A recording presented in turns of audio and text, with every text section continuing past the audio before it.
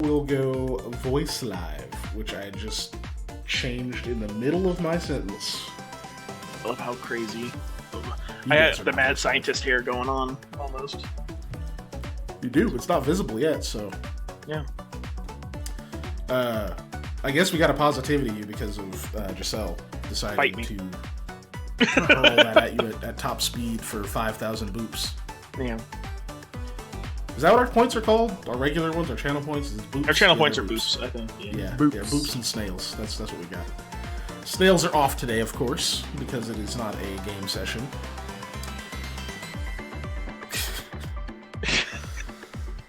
Okay, I'll start. You know why? Because I appreciate that Panda appreciates art. I am a fucking huge fan of art. I am as well, but hey, look, you can appreciate the thirst trap nature of an artistic piece as well as the artistic prowess. That's perfectly fine. But yeah, no. In general, I'm a fucking art enthusiast. My first love was animation and fucking traditional art and then digital art. And I only have a few friends who are kind of in that vein, and I appreciate that you still kind of consistently show it off. So, yeah. Two of them are on this call. Wow. Everyone I know, just about everyone I'm close with, like, appreciates the stuff, but not everybody was like went to Votech for it and was like really that deep and invested in it. So it's just like a few of you, and I appreciate that Panda kind of shows that love in a different way than others, like just finding new stuff or showing things and being like, hey, look how they make this stuff on movie sets. Isn't this fucking cool? I'm nodding even though we're not face live. Sorry. I was like nodding along. And I realized nobody can see me except for Patrick who is talking. But yeah, that's my positivity. I appreciate your passion for art and just the way things work, like just how you think about stuff. Hey, quit barking. Sorry. Bork. Don't start, Harley. Sorry, I saw you look down at Harley. I was like, don't start. He shifted slightly. But that's... Yeah, go ahead. Yeah, where Dave goes. Where is that? Mass positivity, or was that just... This mass, so we both have to go. Okay. I watched a thing from Corridor Digital of their special effects. And later on that day, while waiting to play a game, I was doing Framed, where they show you scenes from a movie, and you have to guess what movie it is. And the second one I got was AI, artificial intelligence, because of that person, the actor, was also in Sixth Sense. Can't remember his name. He was a child actor. Y'all know who I'm talking about, though. Yeah. Like, it was him. I was like, oh, it's AI. And because I had watched Corridor Digital earlier, and they had gone over some of the special effects, and that movie has a lot of CG and special effects in it, but they have a scene where they're a bunch of robots in a cage, and they're all like not just like dudes in suits; they're actual like puppets. So how do you make a cage that's like kind of packed full of robots work? Well, it's easy. You just build a room underneath it and have all the puppeteers shoved in a box underneath it for each individual robot. So, like, yes, easy. Yeah, I know. I was like, oh, cool. But like, it's crazy because there's guys doing like the rods in like manual puppetry, then there's guys with hydraulics, and then there's guys with like servos and stuff. Like, each robot has a different thing going on. You know, it's super interesting to see. Like, oh, cool practical stuff. And it's Haley Joel Osment. Haley Joel Osment. Yeah. It's Osment, right? I don't ever never know how to pronounce his last name. So I'm gonna piggyback off that and just say that one of my favorite things about hanging out with Panda is talking about the peripheral things that other people don't pay attention to, but that Panda, myself, and Patrick, and a lot of other people that we hang out with specifically get so much enjoyment out of. He always brings so much to that and always has a question about those things and makes me evaluate the way I look at stuff sometimes, and it's really helpful and it's fun because it is like talking about how they made an effect, talk about how this thing is done, talk about a better way to do that. Panda's always trying to build a better mousetrap, maybe not better, more entertaining mousetrap, a more entertaining mousetrap. Let me say that, and I love that about him because it is fun and it's a great thing to talk about and to kind of go through and just be like, how can we do this differently? How can it be done in another way? I call this one the French Revolution. See, instead of a piece of cheese, it's a slice of cake. And instead of a spring, it's a guillotine. And when it activates, it starts speaking French. I don't know. And it only works on noble mice. Yes. Noble mice. Except the problem with that is it doesn't. Sorry, one more side tangent, because this is also something that it made me remember something from back in the day. Another movie they went over was Casher. Do y'all remember watching the live-action Casher? I do. At the Willow Cliff? Yeah, the specific scene I was thinking of was he like wakes up and he gets like his gear on, he sees like the helmet, and when he all says, "Leave it," I go, "No, go back for it." The helmet's too cool to leave. It's very like 80s, like late 70s, early 80s style, like bird helmet. Like, think Macross, stuff like that. But they went over that movie, and really looking at that movie, I was like, yeah, this was a really spiritually good. Stop! Spiritually good, like anime live action cover. What do you call it?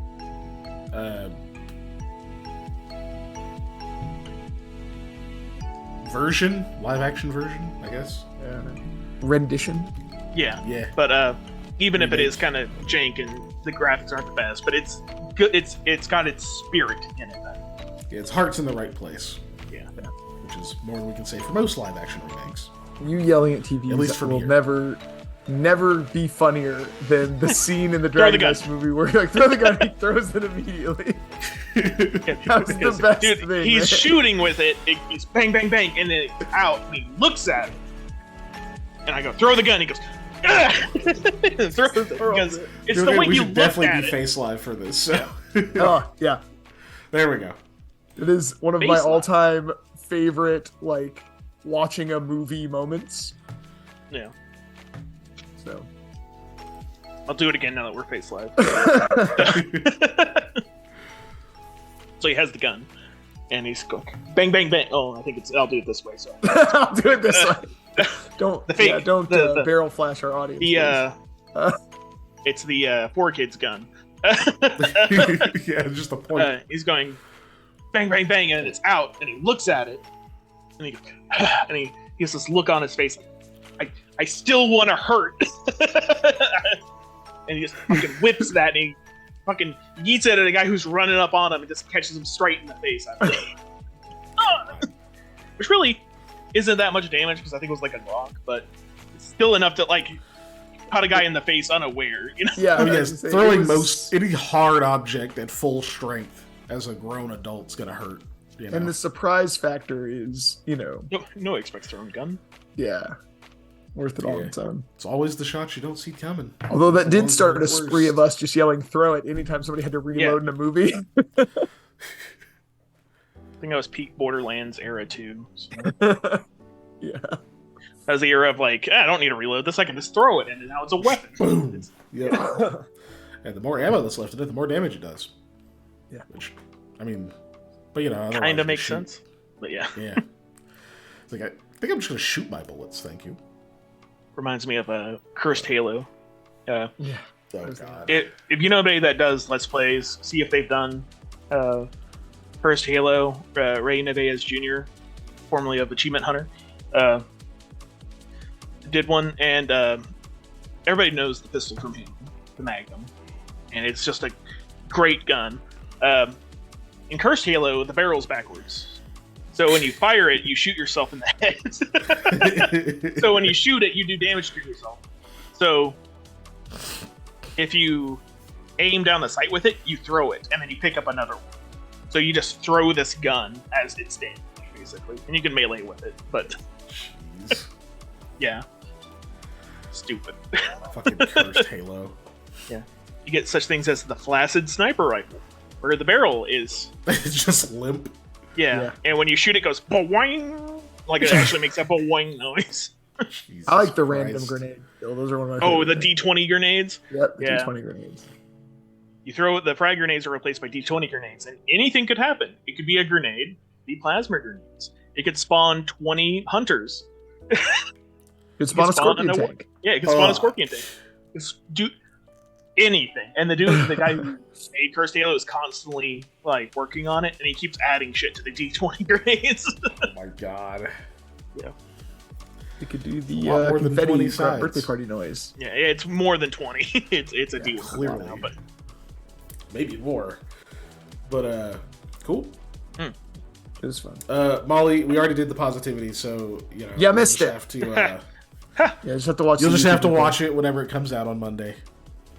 I guess this is a perfect time, since we're right at the beginning, before we start getting into it, to do plugs, which are watch our replays on YouTube. They come out every Monday. We have the entire Making a TTRPG playlist if you want to catch up on all the stuff you missed.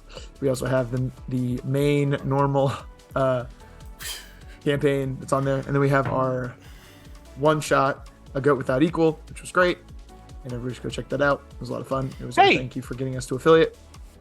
And then we've also got character origin episodes and some other additional lore bits. It's on True. YouTube. We also have social media platforms you should check out. They're all of them. I'm gonna need to make a link tree so I can just put them all in a link tree and then put the link tree in the thing. But we also have a Discord. If you go to our Discord, there's links to all our social media on the Discord. And also, the Discord is fun. I think We have a they're- fun time. And I mean, all of our links are on our page, so they're not necessarily Yeah. on the stream.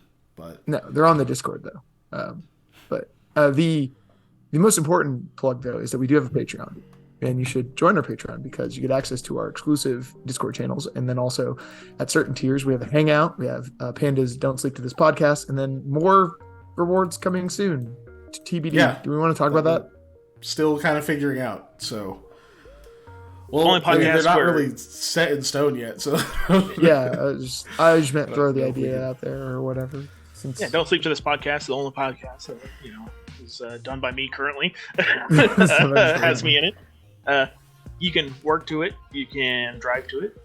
You can like while you're folding laundry, you can do that, but you cannot sleep to it. It is in against the the rules. podcast rules. One You cannot sleep sleep to only? this. Part of Yeah, the the only user rule you agreement, can't sleep to it. Yeah. user agreement is don't sleep to this. That's pretty much it. yeah.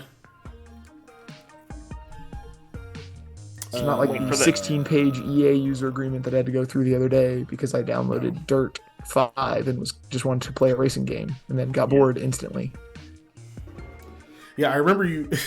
I remember you being like, "I haven't played a basketball game in a while. I'm going to download 2K." And then the next time I walked out of the office, it was literally as you were deleting it. It's funny. I re-downloaded it. I didn't actually mean. to, I know like, you delete re-downloaded it because I but- saw it today, but it was just funny in my head because it was yeah. the last conversation we had was I decided to play a basketball game, and then I come out to get water. You're like, delete. I was super Yeah. understimulated yesterday, and I had to be doing at minimum 2 things at once, and there was just not enough things happening while I was playing NBA 2K3 or 2K23. So But yeah, yeah, I don't know. We're gonna have more stuff on Patreon soon. I don't 100% know what it is. I have thoughts, but I always have lots of those. Too many. I'm also incredibly congested, so if my speech is abnormally stilted or halting, fucking deal with it. Not I'm apologizing. normally congested instead of incredibly, but it's still irritating. Yeah, my allergies finally caught up to me. I've had a headache for like 2 weeks. Yeah, today's been awful. Speaking of, I'm gonna go get water. I should have done that, but I'll do it later. Oh yeah, I also did a stupid. As I was trying to review for today's stream, I watched 2.5 hours of September's Making a TTRPG going, Yes. damn, man, I know we got to classes. When do we get to classes? Then I was like doing other stuff and listening to it and being like, yeah, this is all super familiar. But I feel, man, I can't believe that all happened the last time we did this. That we must have done a lot. And then I got to like more than halfway through and I was like, wait a fucking second. There's no goddamn way. Yeah. So I kind of ran out of time to watch all of the last stream. I do know we got to the classes, and that we were supposed to kind of come up with like a log line for each class, which would have involved, putting any amount of thought into it before today. We ran through a lot of. Obviously, we did the melee centric brawler class. We went through that whole thing. We got the brute. Yeah, and then we talked about how next stuff to work on. But yeah, I mean I've thought about it. I haven't put it in a codified manner or written it down anywhere, which would have been more helpful. Yeah. Oh, weird. It's not showing.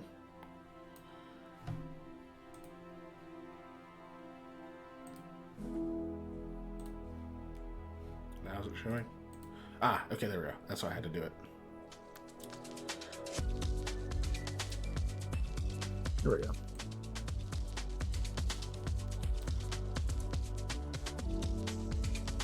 Yeah. We came up with the brute. That much we did do.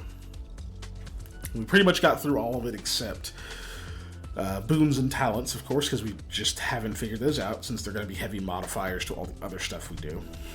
Yep.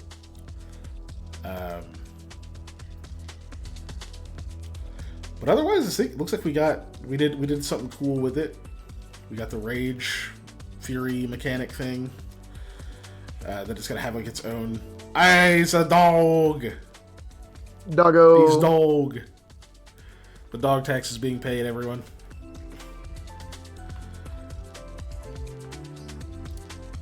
What a good dog.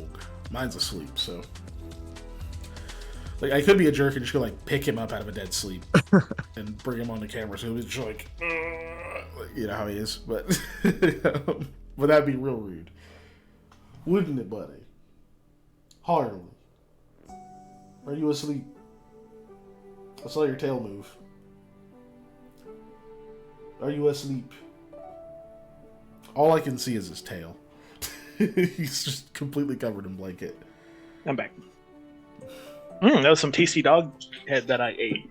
What are you doing? He's like, oh, you're being a dog. Oh, he's up. Hold on.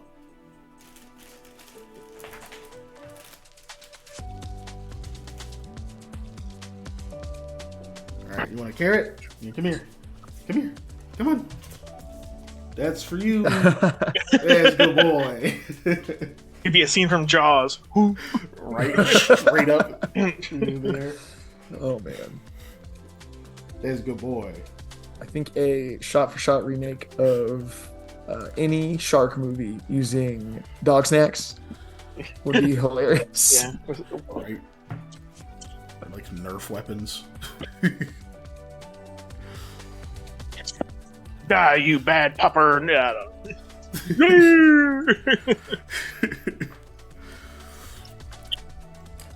Anytime anyone's being eaten or injured or whatever, they just hard cut into being a chew toy instead of an actual. Yeah, exactly. Yeah. The whole Does the thing. Kermit the Frog? Oh! Right, just the fucking flail.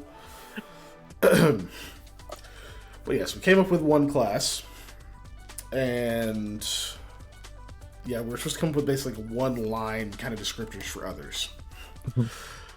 I have put some thought into it, just not a lot, because I've been doing other things.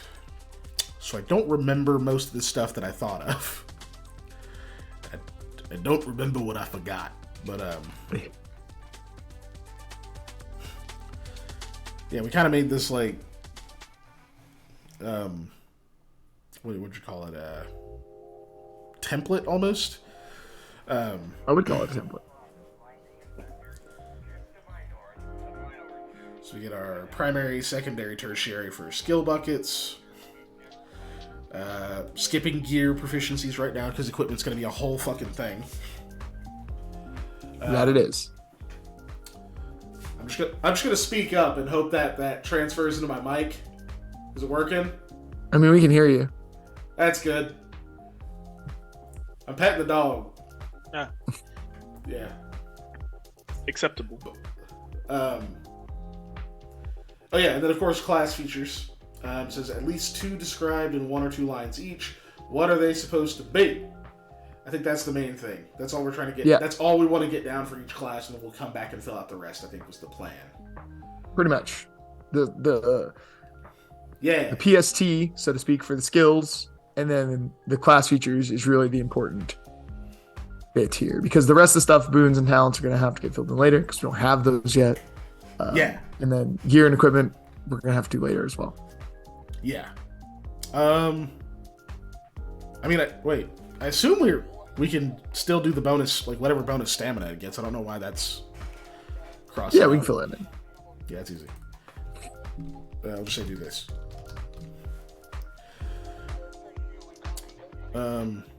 So yeah, I guess it's time to figure out what the classes are going to be. Well, we obviously had our old set to work from. If we want to start like peeling off concepts similar to those, or I shouldn't say like exactly those. We're gonna go throw that out. Is this something we really want to do as a standalone class? What do we think we need to do for it? Or we just start spitting and just come up with things that are what we want to see. Yeah. I remember Panda the idea of a like scrapper class, but we pushed that back because that we need to figure out gear to do that one. We need to figure out equipment and that kind of stuff, which I think is a great idea. I like it.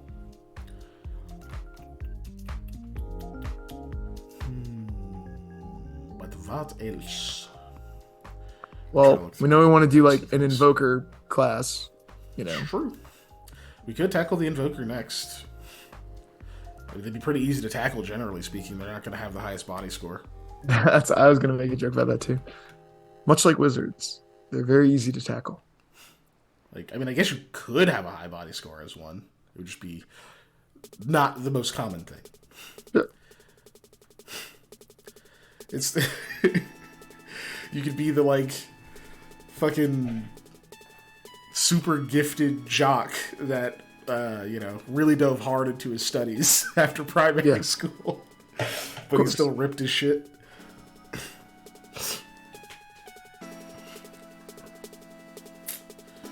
So there's that. We know we want to work.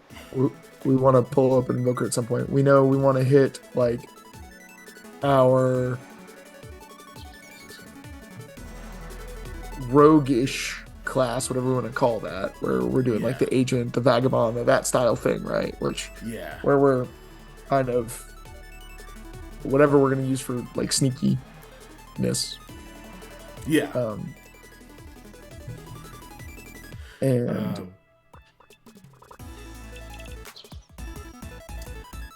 Yeah, I was mostly just asking because the unshackled type approach we're taking. I wasn't sure if you had like thought of some kind of thing that you're like, hey, let's make a class that does this that doesn't necessarily fit into those categories. I mean, we could go for that. I just want to just start getting stuff down more than I really want to like just jumping into new things. Not necessarily new things, but I mean just jumping away from what we know we want. Like,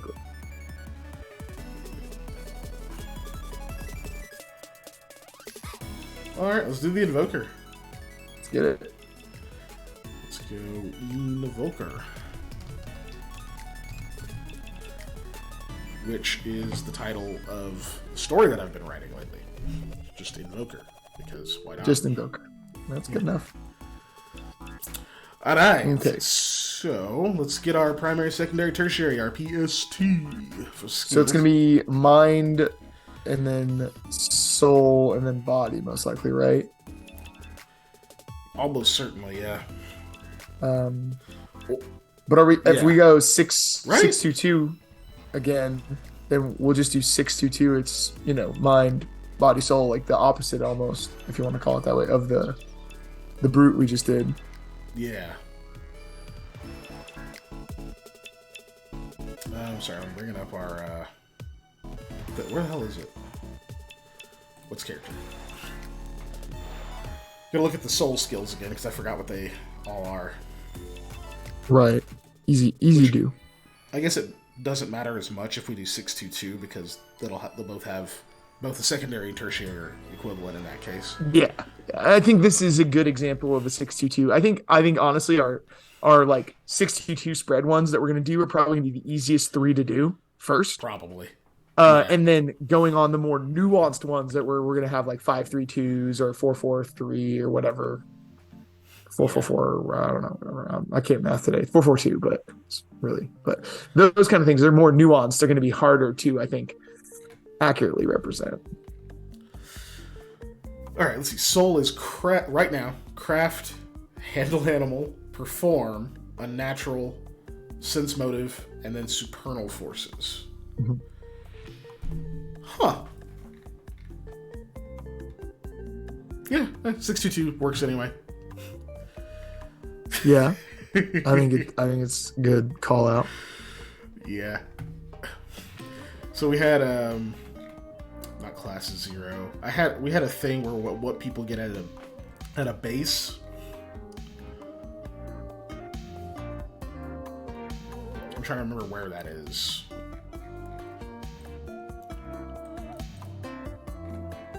Oh, classless. Okay. Yeah. Okay, yeah. So for skills, you get 1 each of talent, training, practice, and experience. So you have to put 1 rank from each of those categories into whatever skills. Yeah. So the base is effectively 4, just in different skills, or not necessarily in different skills, but it's basically 4 plus our 10. I just couldn't remember what that was. And then you get an additional talent rating at Mind 4 and Mind 5. Okay. In a Mind skill. Specifically a Mind Right. skill. So, cool.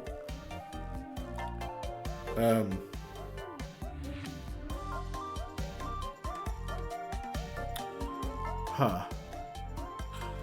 That's weird. I'm hearing the ducker. You're hearing the duck. Weird. Yeah, I'm hearing the music duck out of our voices. Huh? It's I'm getting not. quieter. You guys aren't? Okay. Nope. I'm gonna Music start seems totally talking to normal see to if me. it does it. No, it's fine to me. Yeah. When you said ducker, I thought you were talking about the noises in that song. I was like, oh, is that what that's to called? me, just like Oh, it weirded. I don't know. Oh, that's not what I wanted. Sorry, the shit is all off Santa. Actually, you know what? Leave it alone. I'll just move this. Yeah. Okay. And then that. Cool. Anyway, sorry. Actually, that does need to scoot over. Should move this slightly to the left. Oh my god, where is my? Oh, I moved it. Did you leave your tissue somewhere? Yes, moved it Damn. into the living room when I was playing games in there. I don't have any in here either, but I'll have to wait. Okay, so yeah, cool. Invoker 622. I'm just gonna copy this and then change those around. Very simple. 6 mind, 2 soul, 2 body. Gear we skip. Bonus stamina. Okay. Not a lot. Yeah, if the max basically that we're gonna give is 5 per level for the brute. Yeah. How many steps is that from the minimum? Like, do we just do like 1 or do we say 2 is the minimum?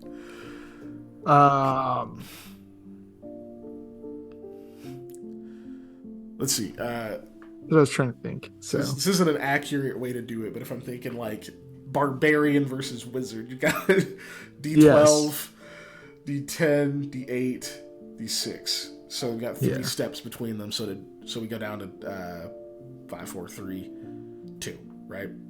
2. Yeah. I think. I was trying to think. I think 2 is good for like. I want to say the minimum amount of bonus stamina we're probably going to give. Yeah. Because whatever this You class definitely is don't want most it to be likely going to. 1. Yeah, it's most likely going to Yeah. be the minimum Yeah. amount. So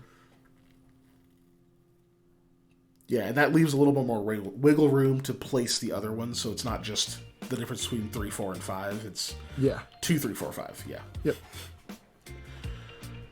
Cool. All right, so Invoker gets.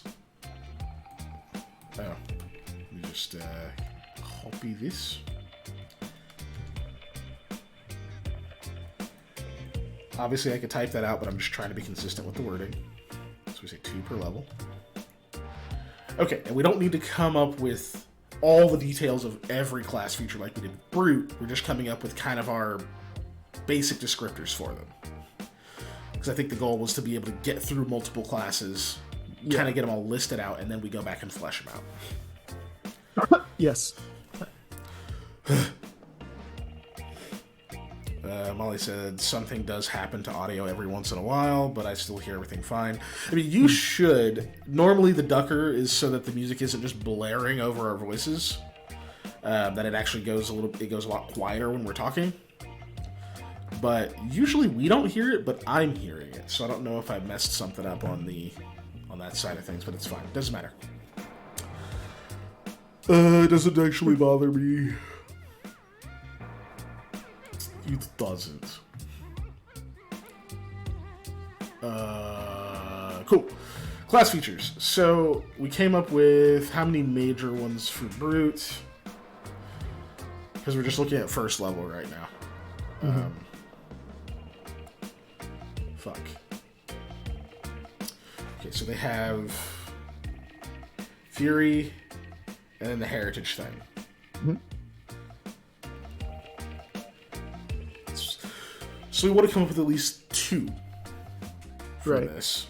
We probably need maybe a few others, but I don't know. What do we see this class doing that is unique to it, I guess? Well, I mean, being an invoking specialist, right? Yeah. So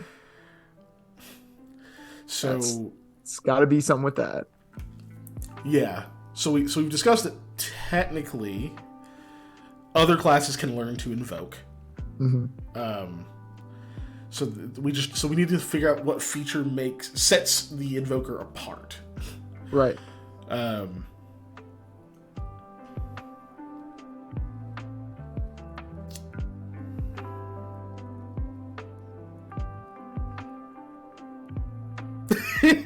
yeah, that's it. There it is. There you go. Got it. Nailed stuff. What sets them apart? Okay. I'm actually just kind of running through thoughts in my brain. I'll just start trying to say stuff. We'll brainstorm, and if I sound stupid, I sound stupid. Could do something where they gain additional skills or like a flat like bonus dice to the magic skill rolls. We could just have like a feature that's specifically that. It just adds this many dice to whatever rolls to make you a specialist. We could do well, I thought I was going to have a lot more than that off the dome. I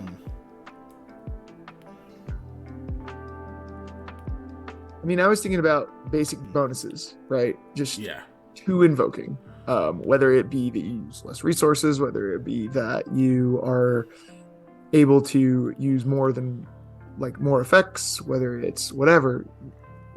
Since that's the core of what we want them to do, we're obviously going to need some kind of bonus, right? In those to make it easier than it is for everybody else to do it, besides just having a high mind score.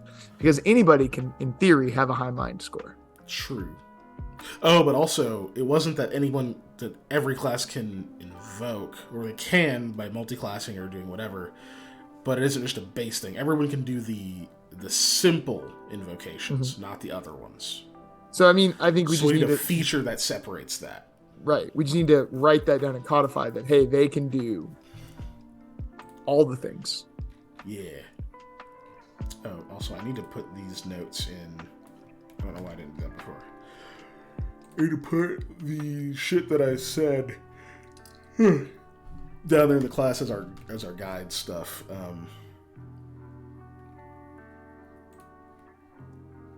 Up here in class 0 instead of deleting it so that way I can we could refer back to it. Class or for skill buckets. 5 max, 2 men per level. Cool. Features, do that thing. Boons and talents we don't worry about yet. Cool. Just wanted to do that before I forgot. So, first one is, we'll call it, I don't know, invocation.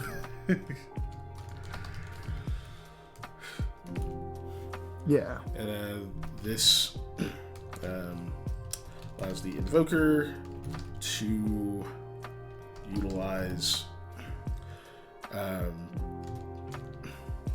humors beyond the simple invocation usage.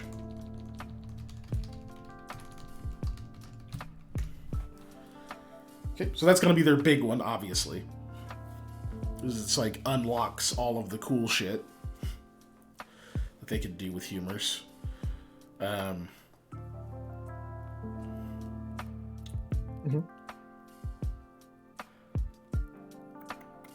And then the next one could be we could have that be the like efficient usage or whatever, like where it uses less humors per cast for them. Yeah.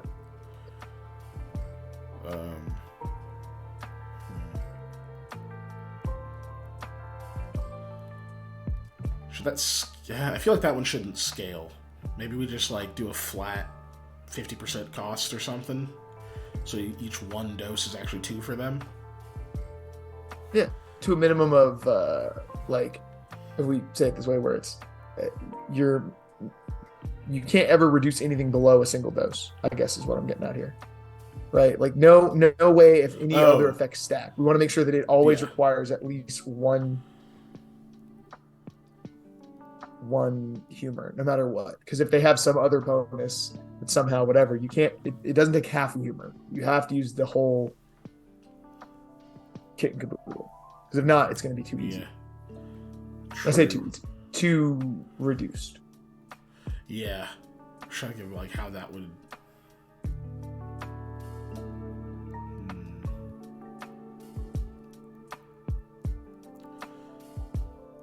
I now must know the etymology of that phrase.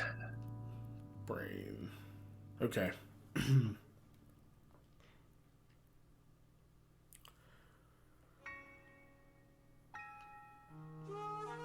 Or actually, wait.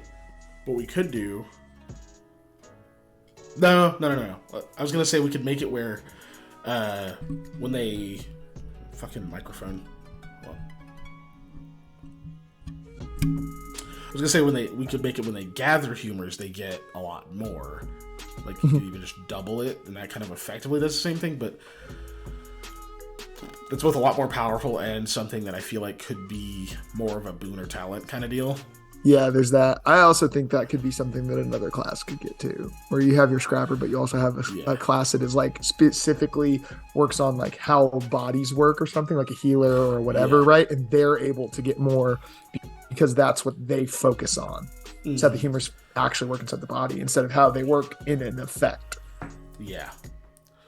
Okay. Yeah, it's just the reduced cost one feels like that one could get really granular really quick, even though we're trying to make it simple. Totally. So maybe I'm trying to think of just a way to.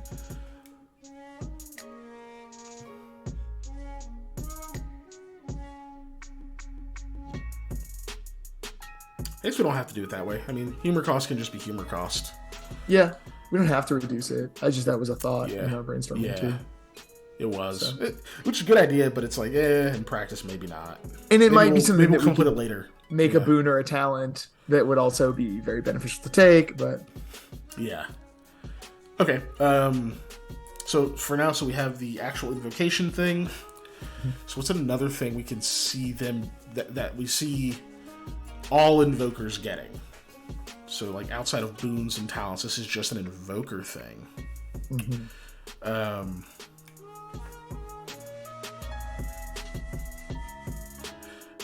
I'm braining. Hold on. It's just... What else do I have to do?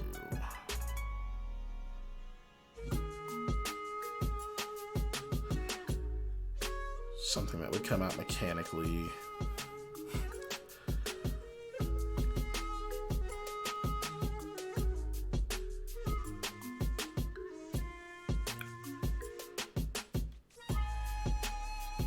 I just want to say, this is not having to do this with my phone's going off because of this. We get more interaction on social media on these days than any other day. And Twitter's going off right now. Yeah, that's what I was looking at. What are people like responding to Twitter or something? I never. We are getting like retweets and likes, so it just keeps showing up as a thing, and like they're always from like either a game developer or something. So putting the hashtag like game dev and game development always gets more interaction. Neat. Than other stuff does. Huh? Just an interesting thing. Which I guess we've mentioned that before. Which just still, it's cool. I like it. Oh no! Come on, where to go? Where to go? I just also think that that's a good way to to do is once we've freed up some time, by which I mean once we maybe have less games going, because we all currently.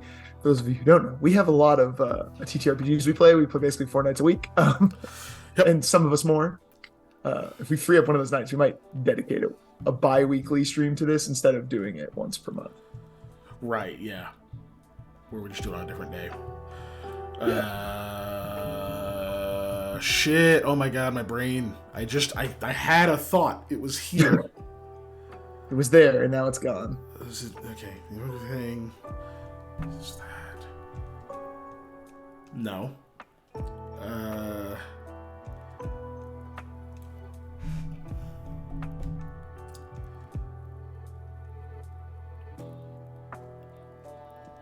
Hold on. Aegis. We're talking about them having a stronger Aegis. Okay. Yeah.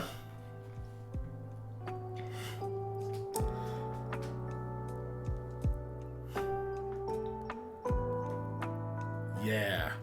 So I'm trying to think of maybe...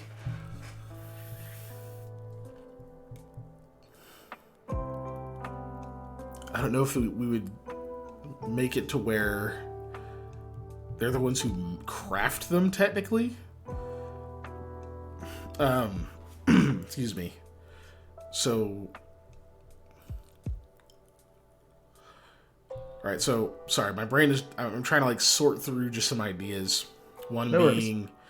that the class ability is, by default, just a way to make an Aegis stronger, is one thought. A way to give them the same... a weaker effect of an Aegis, even if they aren't wearing one. Okay. Or sort of both. Where they have a lesser effect when they're not... even if they're not wearing an Aegis. You can just... It's a thing you can do at, some point in the day to, give yourself that. But if you're actually wearing one, it amplifies it. Right, so they stack, essentially. And I could see that being... We could make that as simple as, it basically just increases the... I can't remember the ratings. What the fuck were they called? Hold on. I'd have to look. Yeah, I don't know off the top of my head, I'll be honest. Yeah, I'll pull it up. Condition, Aegis, and damage. Aegis has absorption. That's basically how many projectiles it can block. Disruption, how many rounds it remains inactive once it's reached its capacity. And flux is a temporary boost to its absorption whenever it refreshes, whenever the disruption's over. So, let's say that they could create at first level, right? It's just the natural one they can make, which would still cost one. Would probably be sanguine humor, because air is the one that's associated with it. you probably like use one. It's probably costs like one sanguine humor to turn on the natural one. And it would just give you like like the weakest shit, you know? So you have like one absorption.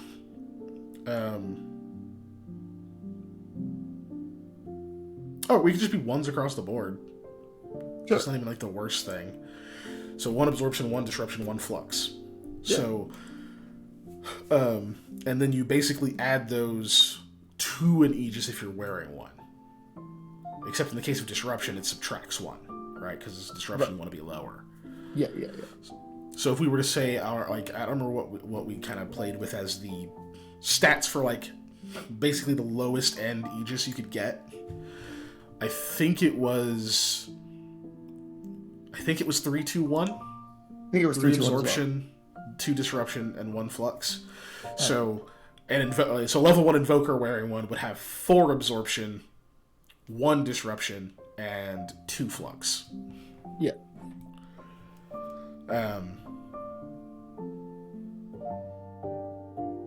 Which we might have to change that because I feel like disruption shouldn't be able to go below 1. I was about to say, I think it has to be to a minimum of 1. Yeah. So it might need to be maybe 3, 3, 1 is the worst ones.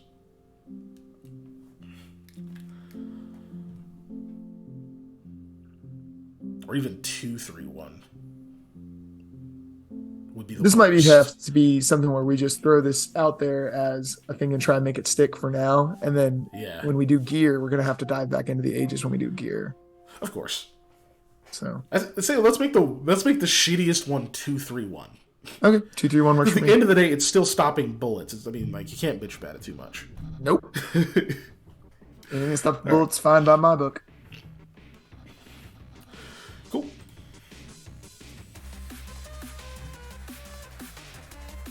Oh. Yeah, this is a good one. A wild bop has appeared. Anyway. Scroll Get down. that back and forth. Alright. Aegis. I really gotta get like one of the laser things that are on the spin where they like just go off. Just Right. next time this ever happens, just hit the lights, push that, just start going on. Yeah. Pop time. Oh my god. And it will not be available for the next 2 minutes while you listen to this However long the song absolute is, yeah. banger. Right.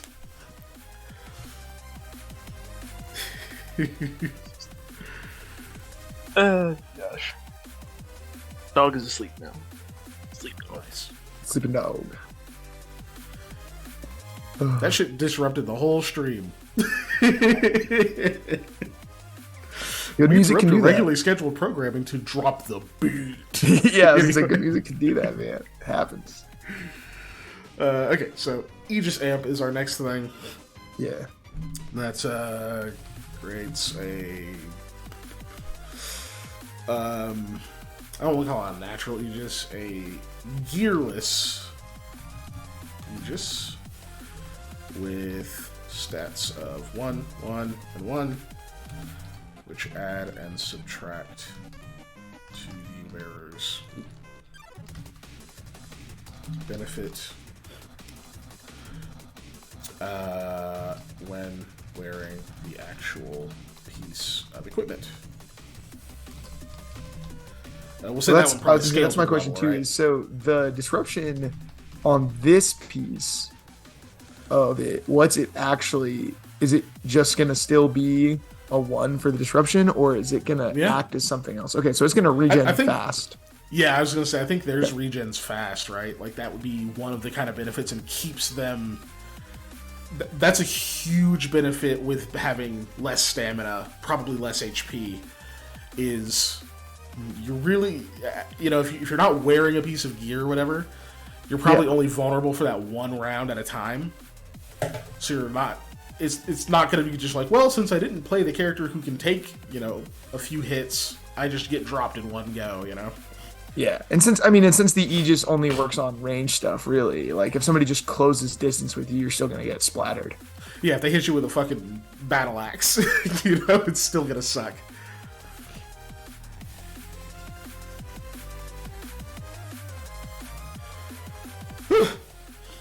Okay.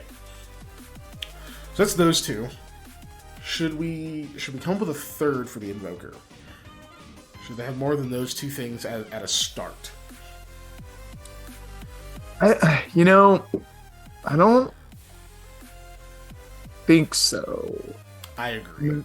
The reason I say this is not just because I want to go to the next thing, but because I feel like the ability, like, okay, so let me put it this way. So the way we had the abilities on the Brute was kind of like we had one thing that was like their core mechanic. Mm-hmm. And then one thing that was multiple things because we spread it out over the different kinds of things that was just a additional style effect, whether it be extra defense, extra offense, extra whatever. And I think that's fine is you have your core ability and then you have your bonus other thing that is just unique to you. And I think that's okay. I just have those two things. I absolutely agree. I think the important thing is it doesn't feel like it's something is immediately missing. Yeah. I think we've kind of hit the base points of it. All the rest of it could come at later levels or be boons and talents, that kind of thing. So yeah. Yeah. Cool. So that's Invoker for now. Add a baseline. And also the other thing is we basically just said they have spells and a defensive ability. That I think that also fits with the class being... That's potentially really fucking powerful already. Yeah. So, they're good. Cool. So let's move on to the third. Class number 3. So what's our soul specialist going to be called? So if we just want to do the 622 here. Right. Well, originally they were clergy. Yep. But I don't know. I'm trying to think, how do we see in this world, in this system, what does our soul specialist actually look like? Because I don't foresee them portraying the same air as a like D&D cleric, because gods aren't the same and the church really isn't the same. I'm trying to think of what I really think they look like, you know? Mm-hmm. Kind of, what would be the stereotypes for this class? Like, it's easy to know the stereotypes for the Brute, for example, is the, you know, big fucking scary person, probably kind of quiet, probably very intimidating, lots of one-liners whenever they do speak, you know? Yeah. They're fucking, you know, Arnold Schwarzenegger's characters, right? Right. Invokers are your bookish fucking nerds, basically, right? Yeah. Yeah. Which is probably a bit on the darker tilt in a lot of ways. Yeah. They're all more like morticians than like than just scholars. But so for our soul specialist, given what soul entails, so this is someone who obviously they can be expressive. They're perceptive when it comes to, like, they're kind of almost like they're very empathetic or even empathic. Mm-hmm. Because our sense motive skill is kind of done in soul. And then, of course, unnatural is under soul.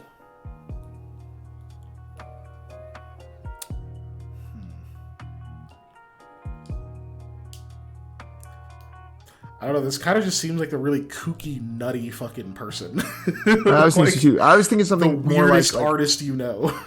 yeah, I was trying to come up with like an alternative name for a shaman almost, like calling him like I don't know, a soul speaker, but something like that in the sense that yes, they're like that Andy Warhol-esque, like, you know, super different. Yeah. Artist like a cross person. between like a medium and someone who unironically says avant-garde. Yes. Yes. You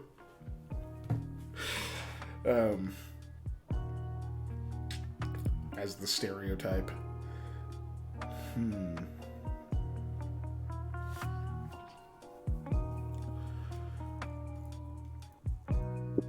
Yeah, I don't know what to call that though.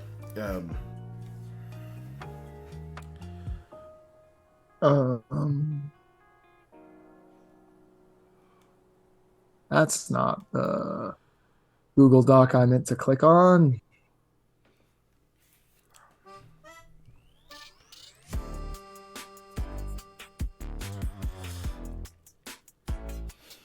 I'm trying to link it with the Beyond somehow, and I'm trying to think like how to link it with that, because that's where like the supernal language comes from, right? And stuff like that. So I was trying to think of a good way to link it. And I also wanted to do something with like talking or speaking, because we are relating this to the supernal language is how they cast. True. So I really wanted to come up with a way to do those two things together, and I was struggling with how to like mix that. Yeah. Well, if we are going with the if we are going to push it into the bend of the people who were doing the proclaiming instead of the invoking, we can just call them proclaimers. Proclaimers. Yep.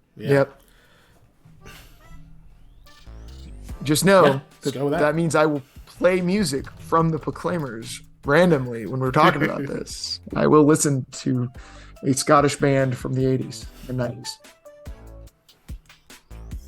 They probably are still making music today.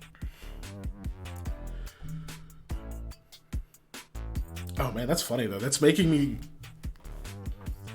a very different view of the stereotypes of people very connected to the church, which is kind of funny. Because it's been hard to not have in my head, like, you know, old Catholic cathedrals and shit like that, right? Yes. When you say the word church, that is what comes to my mind immediately. Especially as growing up in a Catholic household. You know, pseudo-political organization as well, right? Like, yes. It's hard to separate that imagery, but like now thinking about the skills we've associated with the soul and the kind of imagery that invokes. Yeah.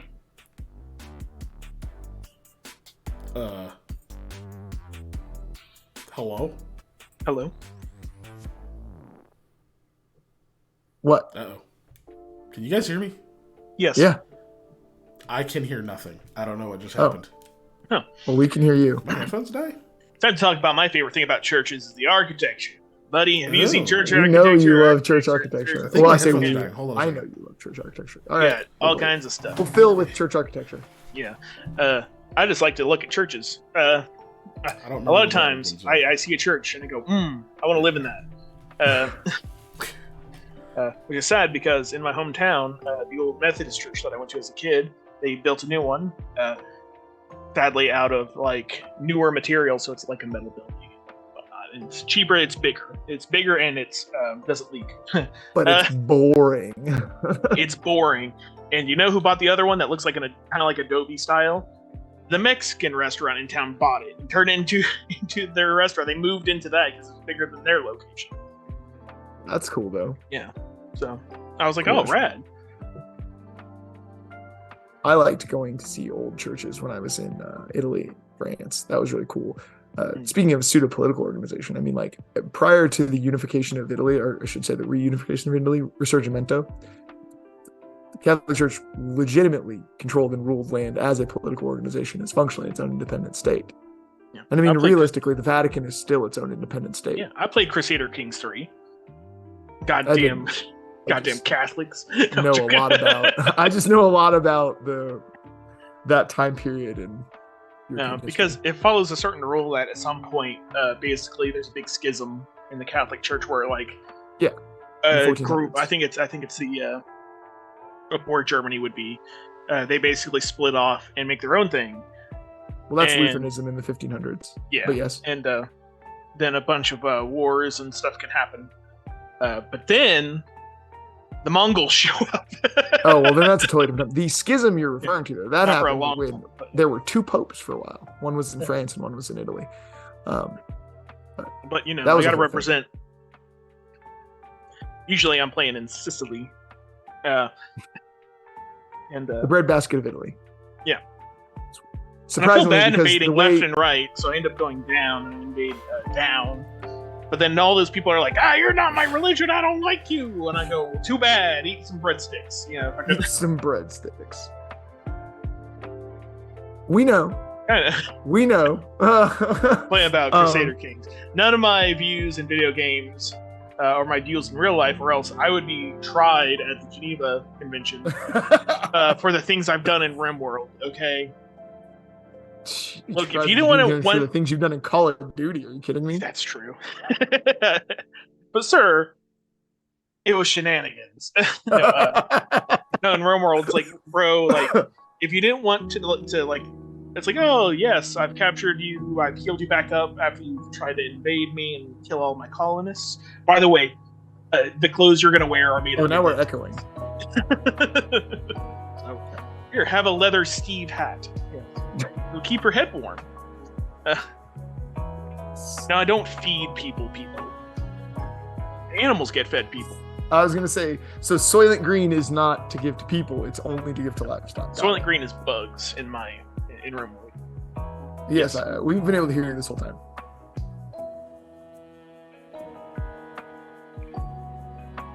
I nodded to give you a visual. I should have thumbs up you, but yeah. Yeah. Okay, I have changed back to my old headphones, and it's weird because I can hear through them. Like the Yeah, other they're ones not are noise canceling. Yeah, Yeah. I have to turn that on, and it's not near as strong because they're all That's damn fucked good. up and frayed. Anyway, Don't worry, we filled for time.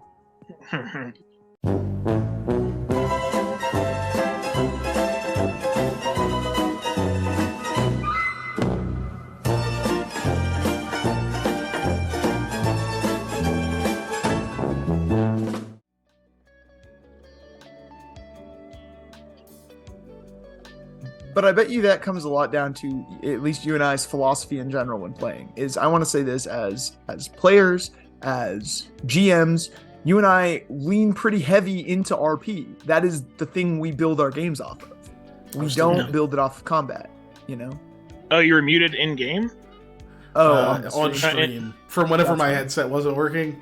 That's funny. I have no idea Well- what you've been saying. Anyways, For the last 18 minutes, well, for longer than that, because it's been before we went to break. but I heard you at least, so it's just Yeah. been me talking to a picture of Patrick. And I've been quiet Yes, the sir. entire time. It's like if we had just taped a picture of you up in front of your camera, and I've just been talking this entire time. That's gonna be fun to edit. Damn it. Oh, we just add weird sounds talking. We're not even recording in Zoom, so that's not gonna work. Oh well. Oh well. So, this is why you should have been here earlier, Ellie. We would have been able to know this. We would have known. How dare you? How very dare. Anyways, what was I saying? Something. Oh, you and I, just in general, as a philosophy, as TTRPG players, tend to go really RP heavy. We're not super combat like focused. I mean, we have combats and they're enjoyable, and I build characters that are effective in combat. However, a lot of what I do, and part of that's because I like to be a skill monkey, is I like to be useful outside of combat. And so I think as a philosophy, when we're building this subconsciously, probably we are building a more hard RP style game. But we also have to understand that part of character creation and part of what differentiates why you pick a class over another class is what that class can do in combat. which is why I think we're making this like one of the defining features of a class combat based. Excuse me. Yeah, and that's kind of what it seems to be geared towards. So we kind of need one big main combat-y feature, and then their other sort of signature ability. So for our explorer, how we see them interacting in combat? Do they have any big combat specialty things? Because the thing is, I don't necessarily think every class is going to have a purely combat-focused like opening class feature. Right? Yeah. Because every class can fight. People are going to be able to use guns or swords or whatever they choose to use. Yep. And shoot at people and deal damage. Like, everyone's going to be able to do that. They don't need class features to have that baseline. Which you could say the same in like Pathfinder and D&D, that like anyone can punch someone or throw something or swing a sword, but some classes do it a lot better than others. And quickly you'll be outstripped if you have none of those features. But I feel like it's a bit different here. I don't know. I don't see people feeling really useless if they don't have a bunch of extra flashy things to switch on in combat. Yeah. Right? I think because it's going to come down to sort of your tactics and that sort of stuff as well. And I think boons and talents are going to be a place where we can make up for some of the classes that have a bit of a shortcoming in combat as like class features, that you'll be able to take boons and talents that can kind of make up for that, because you won't need those the boons and talents that are like more skill focused, because the class will do that for you. Mm-hmm. Exactly.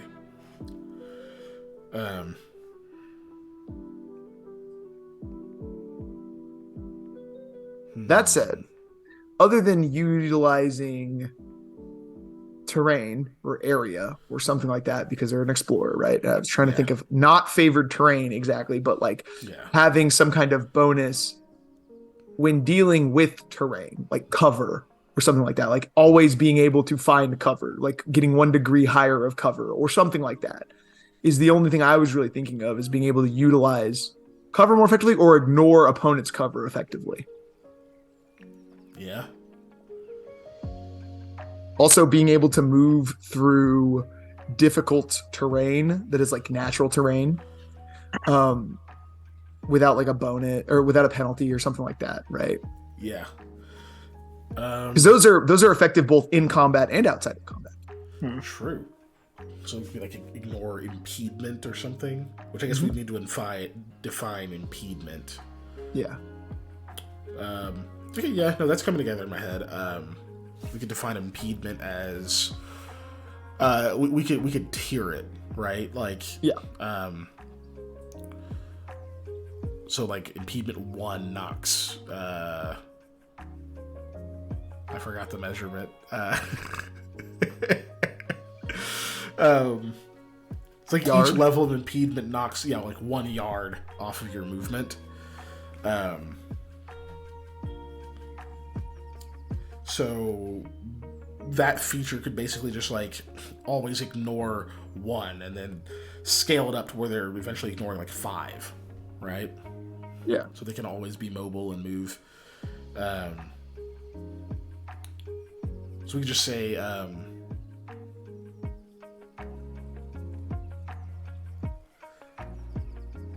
is it like terrain master or something? I don't know. I was trying to think of something like later.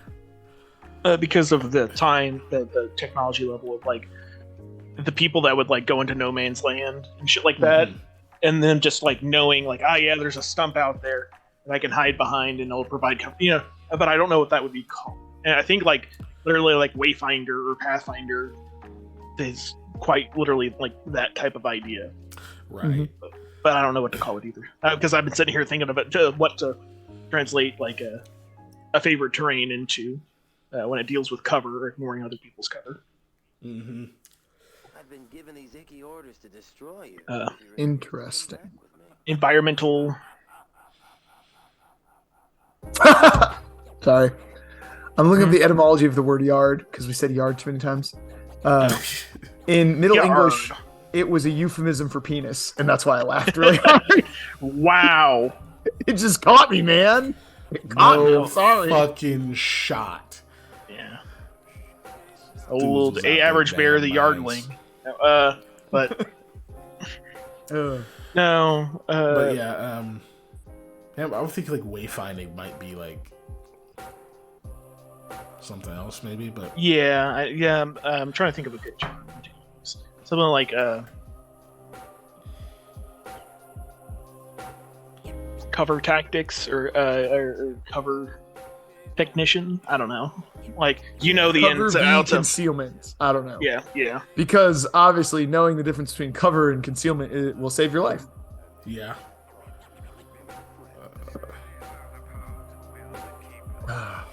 Oh, damn it! Come on, brain. Where was it? Hold on. So,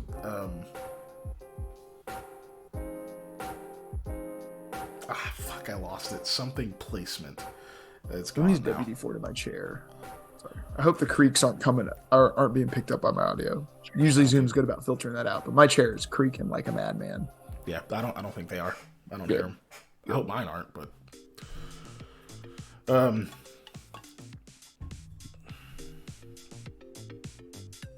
I'll just put terrain mastery for now. Yeah. Yeah, sure. That works. I like it. I mean, because especially if we're saying to where you can utilize or ignore cover better, and then also where you can ignore terrain-based movement penalties, terrain master sounds. Yeah. Well, a natural cover includes logs, trees, stumps, ravines, hollows, reverse slopes, and so forth. Artificial cover includes fighting holes, trenches, walls, rubble, and craters. And this is just from camouflage cover and concealment. Military stuff. I think that's a good enough like separation for us as well, that man-made things are not going to count necessarily in this ignoring of cover, and that natural cover would. Or do we just want to say they can ignore or they can bypass all cover because of their understanding of terrain and angles? Say again. 1 second. Can you put a link to whatever you're looking at into the shard staff only? Sure. Because let me roll through to make sure it's all like. well, we'll put it in the staff only, so it's only going to us. Okay. The shard staff only. Yeah.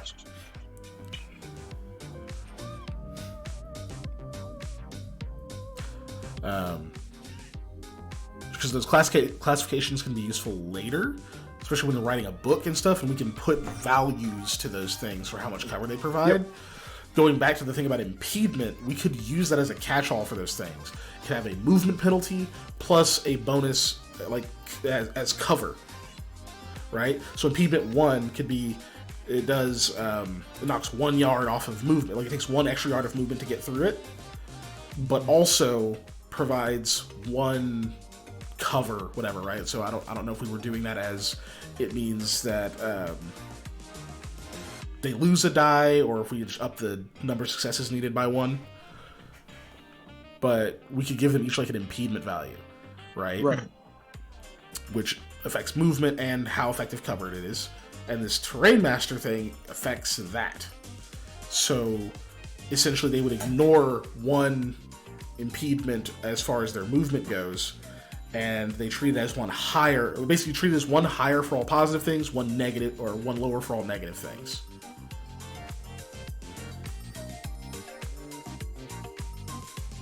Am I making sense? Yes. Yeah. Sorry, I'm Okay. also reading the link he sent, so that if I'm not reacting, There's a to the big thing I'm broken reading. link in the middle of this. You gotta scroll down a little bit. Yes, there is. Saying that like cover in ideas, anything that protects you from being shot at. So like where you have covering fire, that's technically cover. You know, Yeah. like the act of shooting rounds at somebody is providing cover, where is the idea. And then you have things where are more like concealment, where it's camouflage, hiding in a bush, and stuff like that. Where like a bush isn't necessarily cover; it's more concealment, because Yeah. a bush ain't gonna do much to It's not stop going to stop a bullets. bullet. Yeah. Yeah, like I said, knowing the difference between cover and concealment will save your life. Like standing behind a wagon that you just got out of is cover. Not really. It's cover and concealment, but they see the wagon. It's not necessarily. It's far more Better. cover than it is concealment. Yeah. Interesting.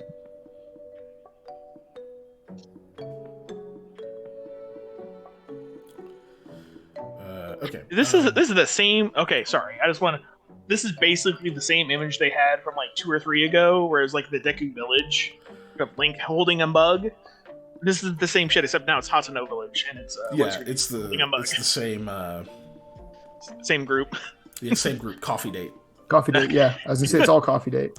Yeah, all of their art is someone drinking a hot beverage or in a tea shop. Yes. Or being at a coffee shop or something like that, yeah. Okay, cool. So, +1 impediment for... Apparently impedement's not a word. I mean, or we're spelling it wrong. Impediment. Which I think is a different thing. Also, I think I put that up on the deal in the jig. Yeah, it did go away.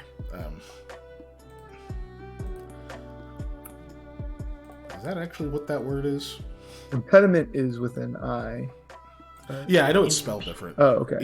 But I mean, like, is impediment what I'm actually trying to say, or is impediment actually a word and it's dinging me for no reason? Impediment is a hindrance or obstruction. So I would say that's the right word you want, probably. That is the word I want. All right. Hamper. I'm still gonna call it impediment for the purposes of the rules, because it makes it different than the other thing. Sure. Right. If we just get enough people to say it, it becomes a word. It's fine. That's how English works. That's Plus how language people works, know- actually, as a whole. Yeah, that's exactly how language works, and also it makes our term unique, right? Yeah. It's our game. We can make up words for it. And someone's gonna be like, Who are we? impedement's not a word. I'm like, yeah, we know. Who are we? Games Workshop? Just coming up with our own names for stuff. So Hey, shut up. Yeah, we're gonna measure in Gooblarts now because I didn't feel like getting a ruler. Gooblarts At least are use the imperial system of based measurement, on the length which is of made up as well. the slang term for a goblin's wiener. No, the Gooblar. The closest equivalent is 3 meters. What?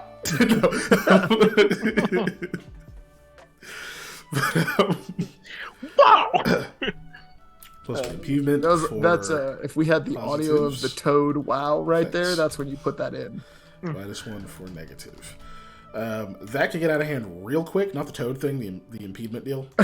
So, I mean, if I had a soundboard that could be used throughout the entirety of the stream, it would get out of hand real quick. Oh yes, yeah. it would. But so I feel like that should scale with level, but not fast. We should probably max that at like 4, 3, maybe even, because your cover is like not triple effective, but like significantly more effective, even with just 1 added to it, right? Yes. I don't know, maybe 4 is good. It's kind of the same scaling as what was the other thing we had? Yeah, where they get it at 1st, 4th, 7th, and 10th. Yeah, I'm trying to find that. There it is, right there. You I think just went past it. It's on Invoker, Proclaimer. right? Oh, it's in Proclaim. Yeah, here it is. Ah, that's the getting extra skill thing. Cool. Yep. Increases effect at at 7th and 10th. Cool. That's dope ability, honestly. It's not flashy, but it's fucking good.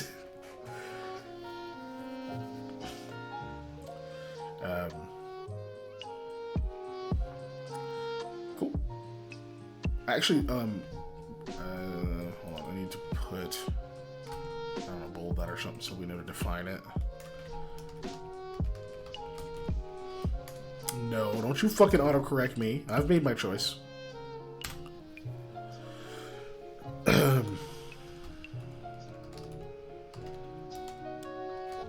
Each rating of impediment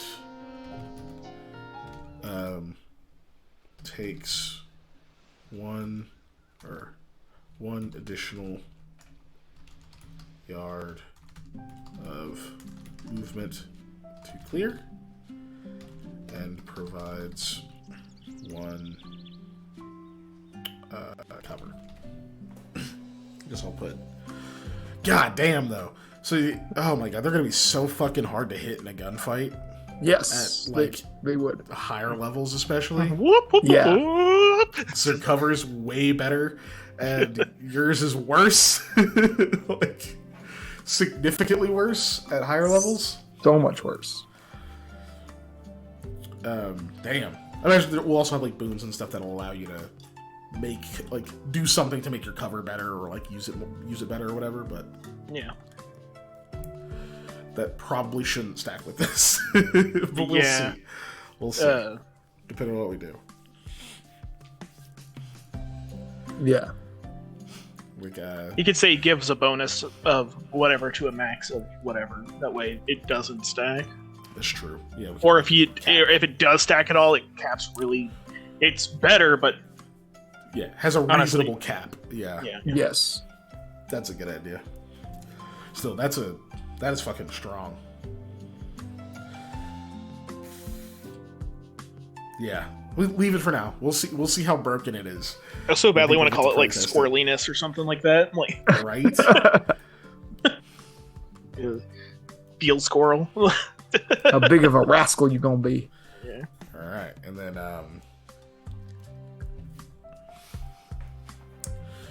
okay, and then our next one would be some like wayfinding thing. Trying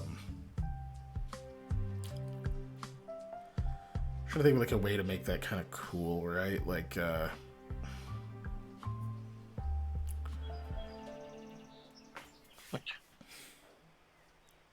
You sleepy dog.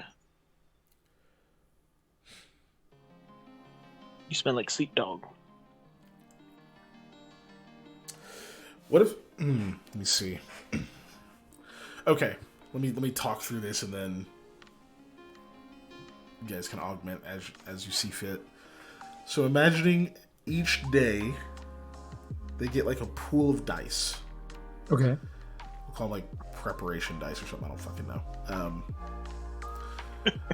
They basically act like an extra pool of drive, specifically for like terrain hazards and like things like getting along in the wild. So it allows them to Okay. like, you know, get extra dice to it, add successes, that kind of thing, specifically for those deals. So they're not having to spend drive; they just like have this extra oomph. Okay.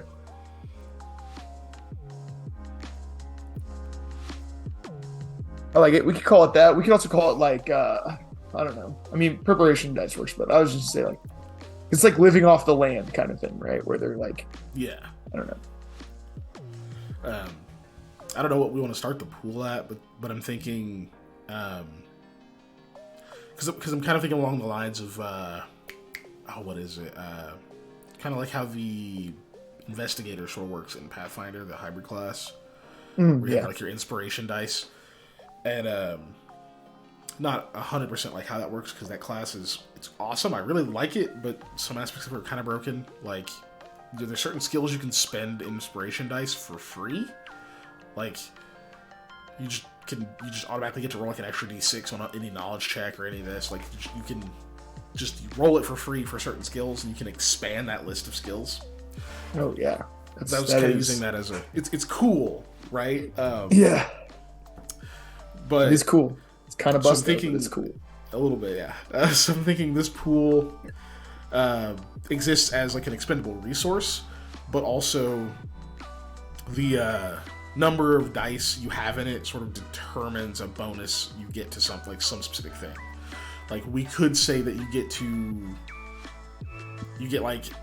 automatically get to roll those dice on like survival checks. We could just like pick one or pick a group.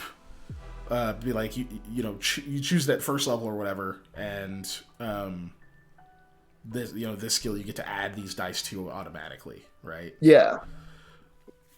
I like that. I like pick a skill. You get to add those dice, like as just because I don't know, because it's limiting, Hey, but also JB. because it is still. I feel like it makes you, as a player, then choose what you're going to be doing instead of just,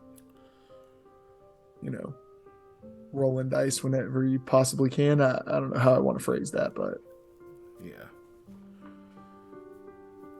See, prep work. So I'm thinking, like, let's just say, for example, say it's a pool of 3 dice. You can spend those as extra drive, but at first level let's say you pick survival, you just get 3 extra dice on survival checks that don't come out of that pool. right. And then at, I don't know what level we want it to go up at. I don't know, this is sounding worse and worse as I explain it. Maybe you get like half of them.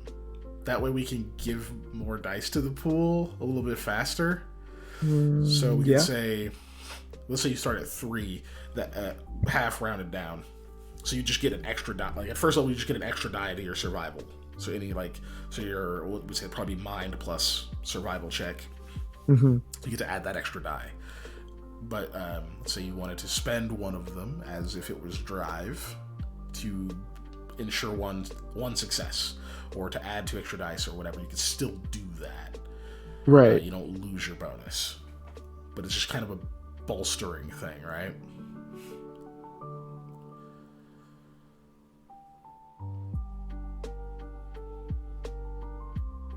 I don't know. Am I rambling now? Does it make sense? I mean, all that tracks and it makes sense. I don't have a like addition to it. Okay.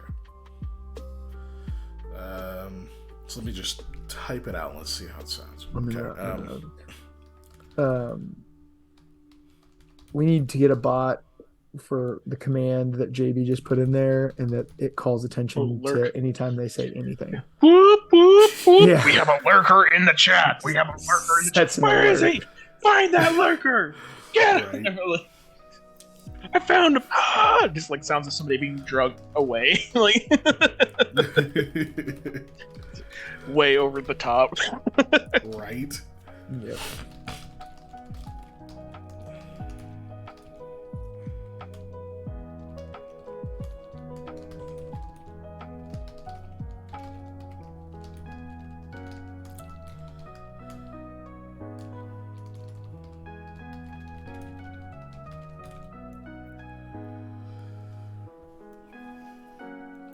This is the fucking Sonic song. Yep. Yeah. I was hearing Aaron Hansen sing along to it in my head. Take your hand in mine. Yes. I'm skipping it And now. wait It's to distracting. find out. Oh gosh. I had to skip it. It was distracting then. That's funny. Okay. Gain a pool of dice and access an additional pool of drive, which can only be used to deal with environmental / terrain hazards, get along in the wild, and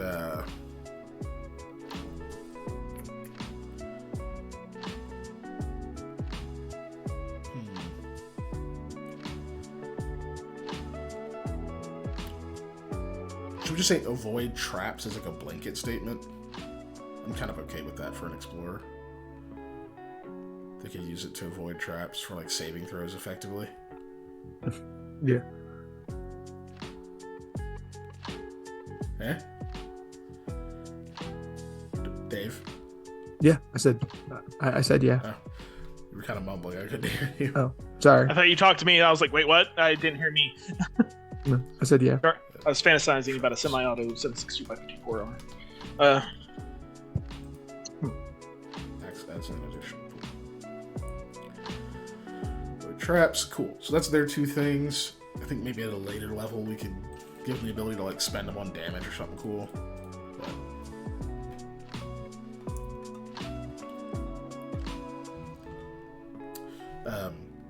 But, sorry. Gain. Sorry.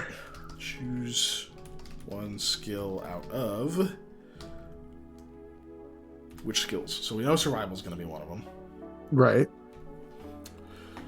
I don't know. Let's look through these real quick. Which skills do you think they should be able to pick from on these?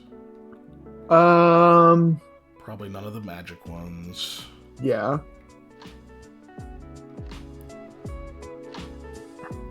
Well, if this is going to be like a direct translation of like a Ranger essay, direct. I like to look at Ranger as very like the Aragorn character type idea of like, yes, he can use sword, yes, he can use bow. Yeah. He is like- basically the prototypical archetype of a ranger. Yeah. So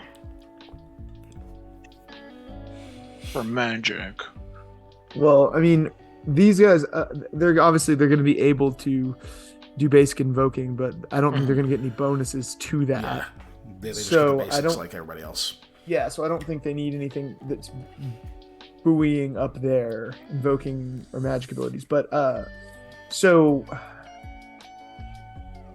we could give them, I want to say we give them like stealth or blend in, whichever one we feel would work best, but only in like a natural setting, right? As a die they could use. Like there's going to be a caveat on that.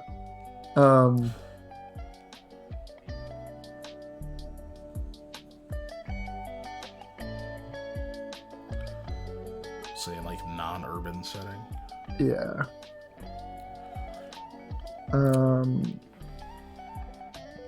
Probably perception. Man, I don't know. We might give him blanket for that. Sure.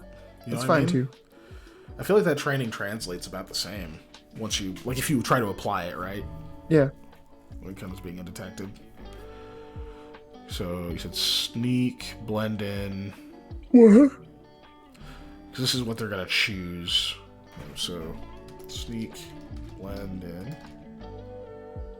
I mean, we said survival, right? Yeah, survival. Okay.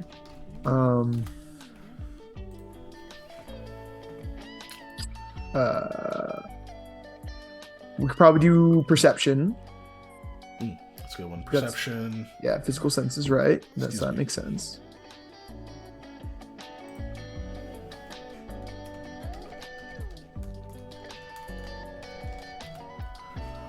Do we want to do handle animal on this too? Yeah, give people the option if they want to be. I think that makes sense Yeah. to add as one of these.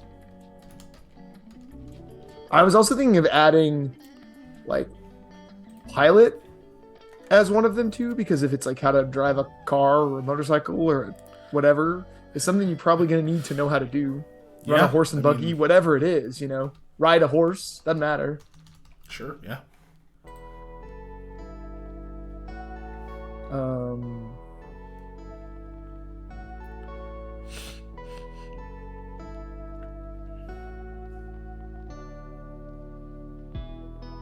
I think all those are pretty solid. Yeah. Yeah. I think so. Okay. Yeah. Let's leave it at that. Okay. Add half the dice in this pool, rounded down to these rolls. Gain additional. I know we were supposed to just do like a quick sentence on these, but it all sort of came at once. So Yeah. I'll be back in a minute. okay. Whatever works. So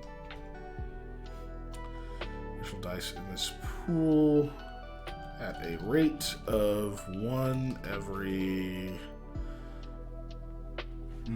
How often should they gain dice?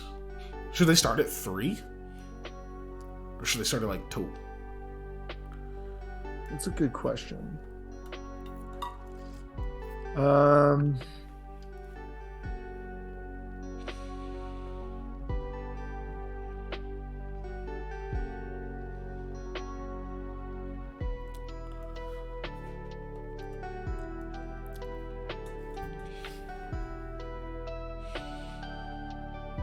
man.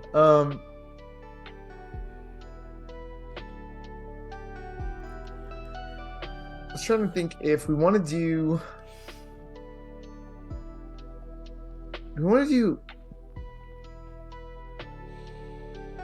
Oh no, I don't. I was gonna say, do we want to do dice equal to level? But then that's too good later on, and Yeah, not good enough at level 1 because we're rounding it down. Yeah, that amps up hella quick.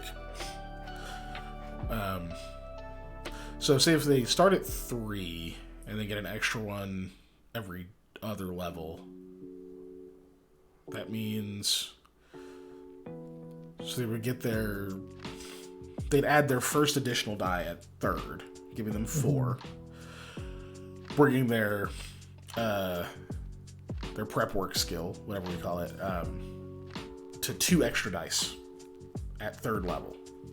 What else are we using these dice for that we're adding half the dice in the pool rounded down? What else are we doing with these dice? Just this?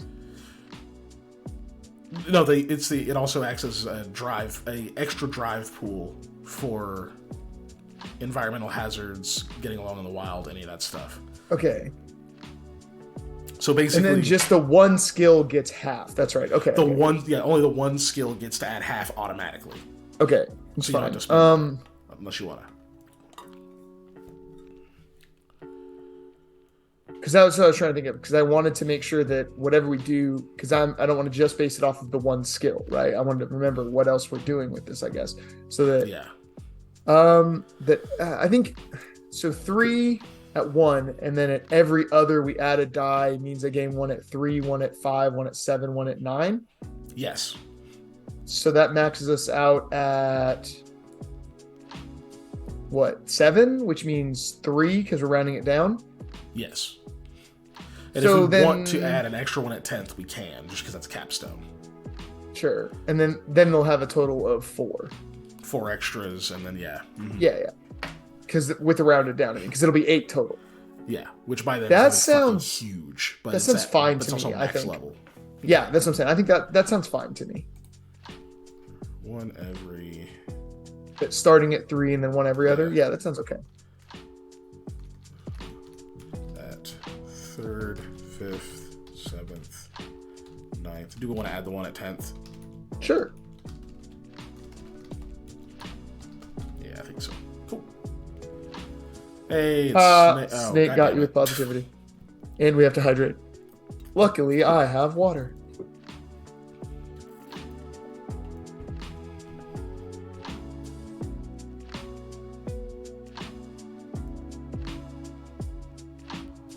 I don't know. There's something nice about myself. God,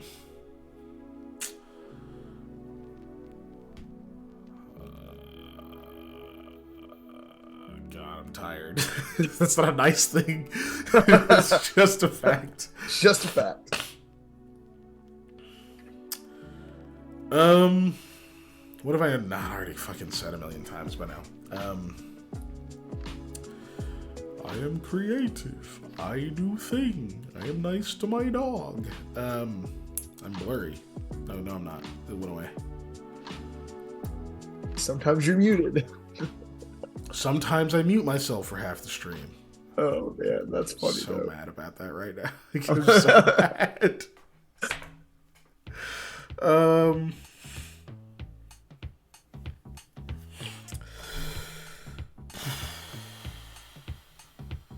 I mean, I don't know. I guess one thing I appreciate about myself is that I can, I kind of doggedly pursue my passions when it comes to like writing or doing this stuff. Pros and cons to everything, especially being intense about something, but I do like that quality about myself that I can go all in on a project and like own it and then push for the best result possible. I think that's a good quality. I like that about myself. That's it. Thanks, Ellie. Man, I really like that I can breathe out of my nose, which is so I'm kind of sad that I can't right now. But yeah, there's the positivity. We're done with the prep work thing, which means we're also currently done with the Explorer. Pray. Those are two pretty fucking powerful abilities too. Yeah, yeah. The terrain mastery, I feel like, is going to be damn gangbusters. Yeah, I think that's a good one. It seems super basic, I want to say, when you just look at it, but then like thinking about it, it's like, ooh, even at 4th level, this is gonna be really good. Yeah, it's not flashy, but it's effective. That's just straight up. I can move easier than you. Your cover is worse than mine. Mine is better than you thought it was. Like, it is going to allow you to, without actually affecting action economy, affect action economy, right? Like, it doesn't actually give you extra actions in your action economy, but it makes your actions more effective within action economy. And as we know, turn-based anything, action economy is king. The thing, right? Like, yeah. So, well, all right. That's the Explorer done. So we now have Brute, Invoker, Proclaimer, Saboteur, and Explorer. And we still got an hour of stream left. We can get a few more done. Let's go back to the top. To the top. Do we want to work on some kind of summoner class? Summoner. Or that something like that. Type thing. Yeah, yeah. What would we call caller or something? Beckoner. Yeah.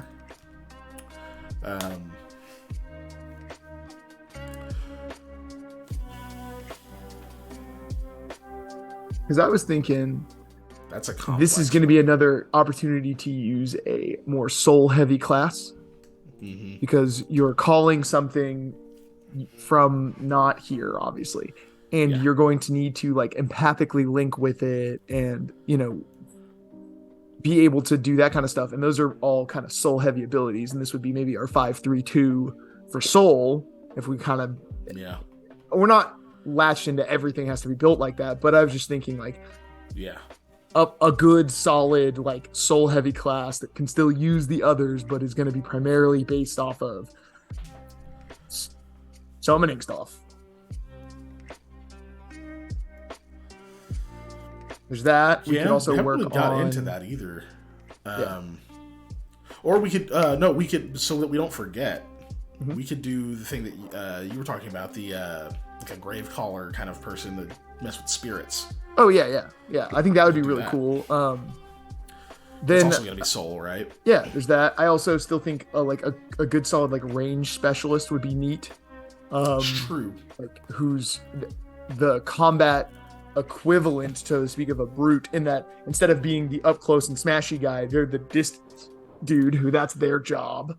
I mean, I think a saboteur can probably effectively fill that role, but sure, but like someone who has like class features that prop it up, right, rather than just so there's that. And then I was thinking, what was the other thing I was thinking about, because I had another thought on classes. I don't know what it was. I had another thought, but I lost it. It was a face style class, but I can't remember what my thought of it was, because I had a specific thought in mind about a face style class. Yeah, we haven't really done one of those yet. Like a charlatan or something. I don't know. Right. Like I was legit thinking like a con man style class. I mean, we could literally call them the class the Face. Yeah. I mean,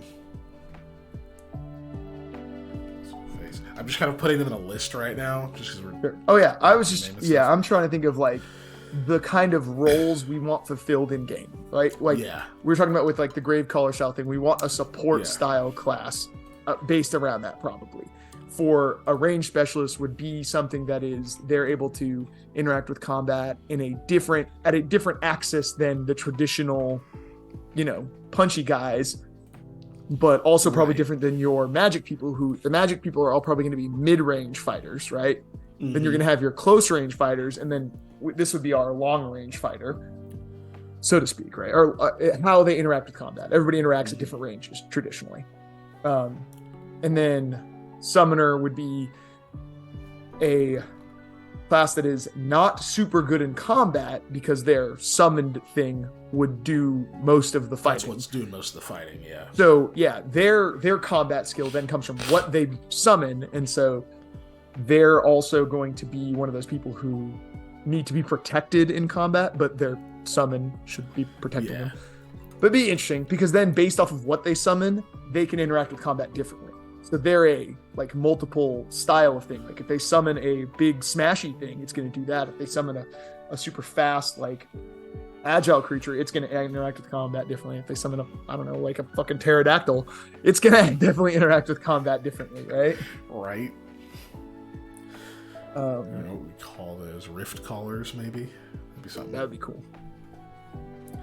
So there's that, and then what was the other thing? And then a face, because I just think a face is a thing that we need a class that can do that as its primary. Roles that can do that for sure. Yeah, as its primary role. We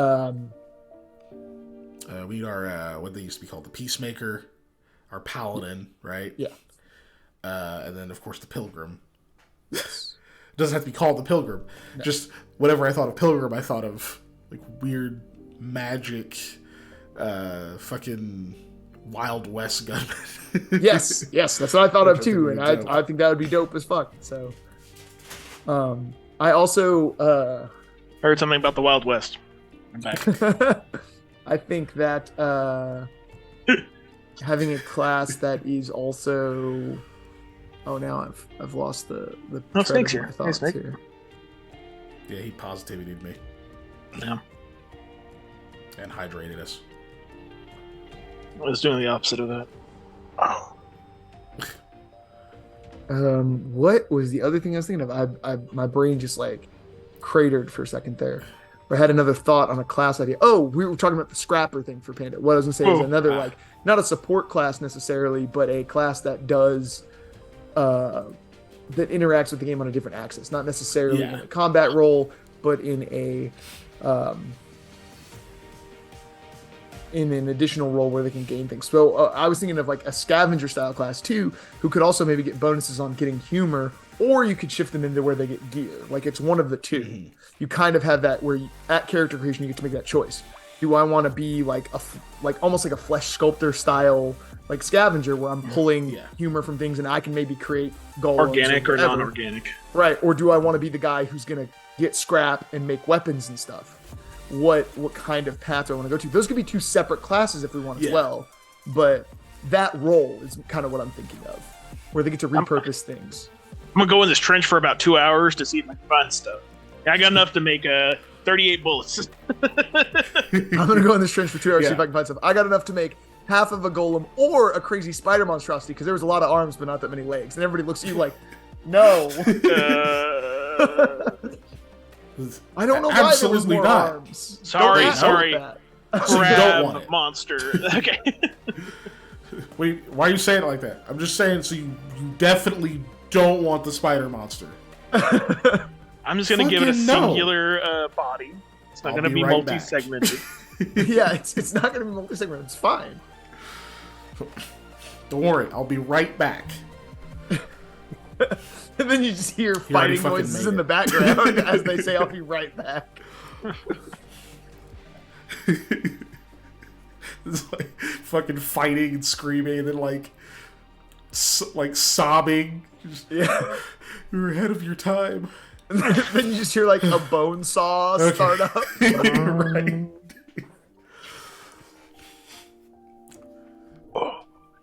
Now I really want to make this character. Thanks. Bone saw is ready. My new invention. That's a child. Yep, got a girl pregnant. I'm a good. A long time ago. No, you didn't. Why is that shaped like a child? Look, okay, war crimes are only war crimes if you get caught. That's all I'm saying. Its chest cavity can hold a large amount of C4. See, that's a joke I was gonna make. I was saying, go show him the trick I taught you. Just like hands him a grenade. It's just important to remember it's not a real kid. Yeah. Just keep telling that to yourself until you believe it. Yeah. But is it true? That's why No. Sorry, I want to talk about that in media. Of like, you can't have people killing kids in media, like movies, video games, stuff like that. Like, don't lie to yourself. You tried to kill a kid in Skyrim at least once. Okay, they're lasers. But Lamplighter in Fallout 3. Yeah. In The Walking Dead, like very first episode, I'll remember his name. Main character. Rick Grimes? Rick, thank you. Yeah. Rick straight up shoots a zombie child. Now, it's okay because they're already dead. They're not a child. Yeah. It's a zombie. Yeah. Yeah. And it's like, oh, yeah. See, you can kill children as long as they're not human children. As long as they're not human. And it's like, I don't know how I feel about that. So, face. I already know what what I want to call the weird organic scrapper person would be the Stitcher. Yes. I need to apologize to Molly. I forgot that's one of her things. I'm sorry, Molly. Well, thankfully, she already went to bed. I don't think. I know. This episode. But yes. I forget. Face, I apologize. Stitcher. Here you go. Stitcher scrapper. I'll just put it in here because it's here. I'll probably need to move these somewhere instead of just here, halfling. Take this grenade. Here, halfling. No. Exceptionally small man. No, that's. I'm stop. This is perfect for you. Just the dumbass way of like getting around shit. If I was a necromancer, I'm just saying that I would repurpose zombies in that format often. It makes sense. Like the U.S. tried to come up with rat bombs. I mean, like putting explosives in rats and then releasing them. We've come up with lots of versions of that same technique with multiple animals over the many years. Yeah. All right. So what class are we actually going to work on next? Great question. Sorry. We did at least come up with ideas for classes, which is good because that lets us know what to go to next. But what do we want to work on now? I'm fine with kind of jumping into that what did we call the spirit caller? Since we were talking about that, I'm fine with jumping into that. Let's work on that. I'm gonna go put grave caller. That's what in. Here it is. Wait, class ideas. Is this it? Yeah, this is it. Okay, cool. So that I have a record of it. Cool.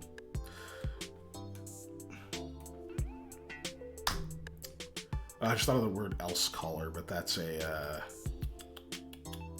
from Stormlight Archives.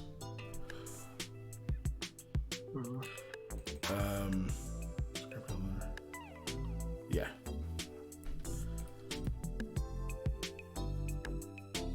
So yeah, these guys would be pretty soul heavy. Yeah. Probably not as much as our Proclaimer. No. So are we thinking 5-3-2 then, since we want them to be pretty soul heavy but not 6 weighted? Yeah, I think so. 5 soul, 3.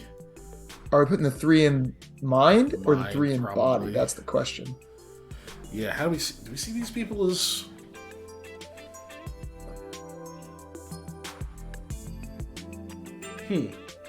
Shit, are they 4-3-3? You can get away with that with soul. Yeah, you could. Without it being weird. We could. I think having these be our 4-3-3 makes more sense because we want the 5 to probably be the summoner class. True. Yeah. Let's go 4 here. So I think this is being a 4-3-3 would be pretty good. Body 3 mind. Actually, that's the wrong format. It's this. Body 3 mind.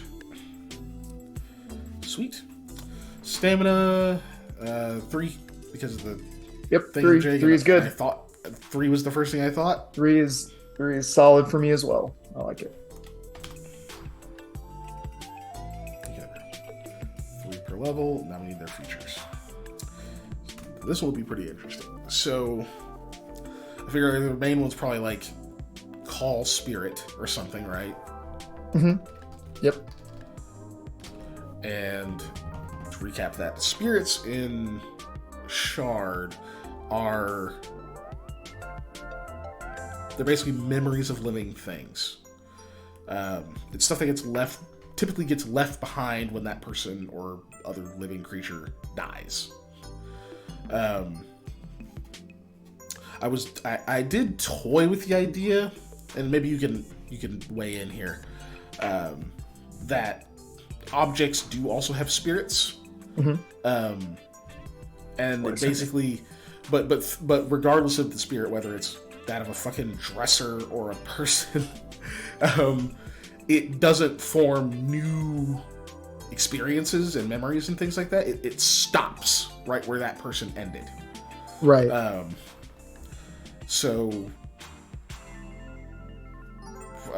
Which means less for objects, right? But still. Yeah. But its form, so to speak, in the First Ring of Chaos, where they would actually exist, is locked into whatever it was right before it was no longer that thing. So, like a person would be like how they were right before they died. You know, that kind of thing. And that's pretty much everything that encompasses it. And eventually, spirits they get fully absorbed into the chaos and are no longer in creation at all. But some are stronger than others and that kind of thing. They persist for longer. Weaker ones have trouble. I imagine that weaker ones have more trouble, like, kind of calling on the experiences they've had, whereas some stronger ones may be able to have like a full... Oh, say what? Sorry, I was looking up something because to talk about spirits in objects, I had something I want to say, but I didn't want to stop your roll. I just found the word I was looking for. I just saw the face motion. Sorry, yeah, go ahead. I didn't want to slow your roll. I just found what I was looking for. Okay. But yeah, like some of them may be strong enough or whatever that like you can kind of interact with them, whereas others are very vague and wispy. Just kind of imagine how people perceive them in real life. Not that I actually believe that they fucking visit us and do all that stuff, but still. That some will like... Sorry, now I'm just talking about when Chris was over here, and I was just like, look, man, if you think your house is haunted, just leave. It doesn't have to be haunted. I don't want to stay there. It doesn't matter. It's just like I talked to my mom about, like, whether or not I believe a Ouija board works or not. I still don't want one in my house, because on the chance I'm wrong, and it does, then I'm haunted. On the chance that I'm right, that they're nothing, and it's nothing, I just have a Ouija board that's sitting in a box somewhere. Yeah. And every player too has to use that because you have the far superior Mario board. So. Wow. Yeah. Oh my God. A Luigi board? No. I do kind of want to make, like, as a bit, make a Luigi board, but not. I'm sure one exists. Anyways, Yeah. I'm sure they do. Sorry. But yeah, so they basically kind of operate in practicality the way that you would kind of imagine spirits are. Is like, some are pretty insubstantial, you don't get much from them, they can't really do much, and some are a bit more present. But I just don't really manage them. I don't imagine them generally just like manifesting in a place. That's still going to be pretty uncommon, I would say. So the idea of the Gravecaller is that they can actually directly interact with them, and make requests or demands or whatever of them, right? Yeah. Part of the soul thing works too, because the similarity in like invocation and proclamation is kind of what they come from. And this is the thing that I'm writing is talked about, because it's called Invoker for a reason. But you have to speak in three voices, because you have three. You have your physical voice that I'm using right now. You have your mental voice that's only in my head and nobody else can hear, I'm pretty sure. And then you have your soul voice, which Telepath. Sorry. Right, as long as I don't just suddenly unlock that and start projecting my thoughts into people's head and think they're reading my mind. So, the last one is the soul voice, which most people do not know how to use. Right. That's the thing that invokers, that's pretty much what separates them, I would say, is that they have learned to speak with that fluently, like in a deliberate and direct way, so they can use all three at once and direct them to the exact same will, to the exact same Makes command. sense. Without all three, you do not invoke. Nothing happens. Anyone who like starts putting points in the skills or whatever, it means that you have a very rough, very fleeting ability to engage that soul voice.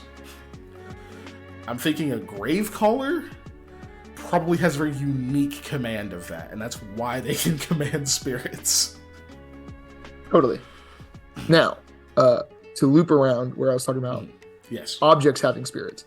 So it's not necessarily that the objects have spirits. They have the imprint of the people who use them or interacted with them, spirits still on them. So in one of my favorite books by Graham McNeil, there is a character whose name is Camille, and she has an ability called psychometry. And what that is when she touches an object, she can see the history of the object and the people who have interacted with it. Psychic impressions. Got it. Yeah. So yeah, basically she is able to read an object from its creation to its ending as long as it's based off its first interaction with a living, breathing, thinking thing.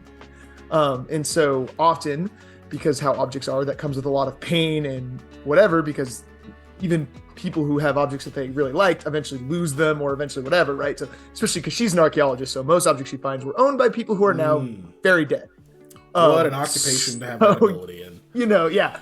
So, like, it made her incredibly successful as an archaeologist, but also was super hard for her to use because you find a fragment of a broken piece of pottery, and it's how this person shaped it, but then how they dropped it because, their husband had a heart attack or whatever weird thing. These objects are often linked intrinsically with tragedy, like the objects around us. So, but psychometry used like that, I think, would also work in this as part of an ability of being able to sense things about objects. If you wanted to do it like that, would be kind of neat. And one of the other things I was also thinking about is utilizing the spirits or psychometry around us to boost knowledge abilities. As like your secondary one is you get to use your soul dice or pool or whatever on a knowledge that you want to take or on a whatever about something around you. Because you're basically drawing information using that ability to confer with or interact with spirits and souls. Hard agree. I think that's dope. In fact, so yeah, I think the two things they're gonna get at start is fucking call spirit and psychometry. I think that'd be dope. Yeah.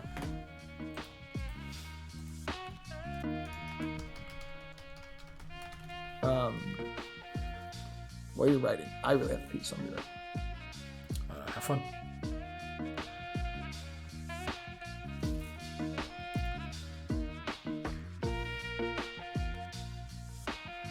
I've been trying to think about if you could scale up a 1022 action to shoot something like 357, because my brain works like that. I have no idea. Because a 22 long rifle is a rimmed cartridge. That means at the back there's a rim that's larger than the case size, which you run into issues in magazines with that because of when they're stacked up against each other, those rims don't like to play nice with each other. But they use a rotary magazine, basically a sprocket that each of those rounds fit into as it goes around.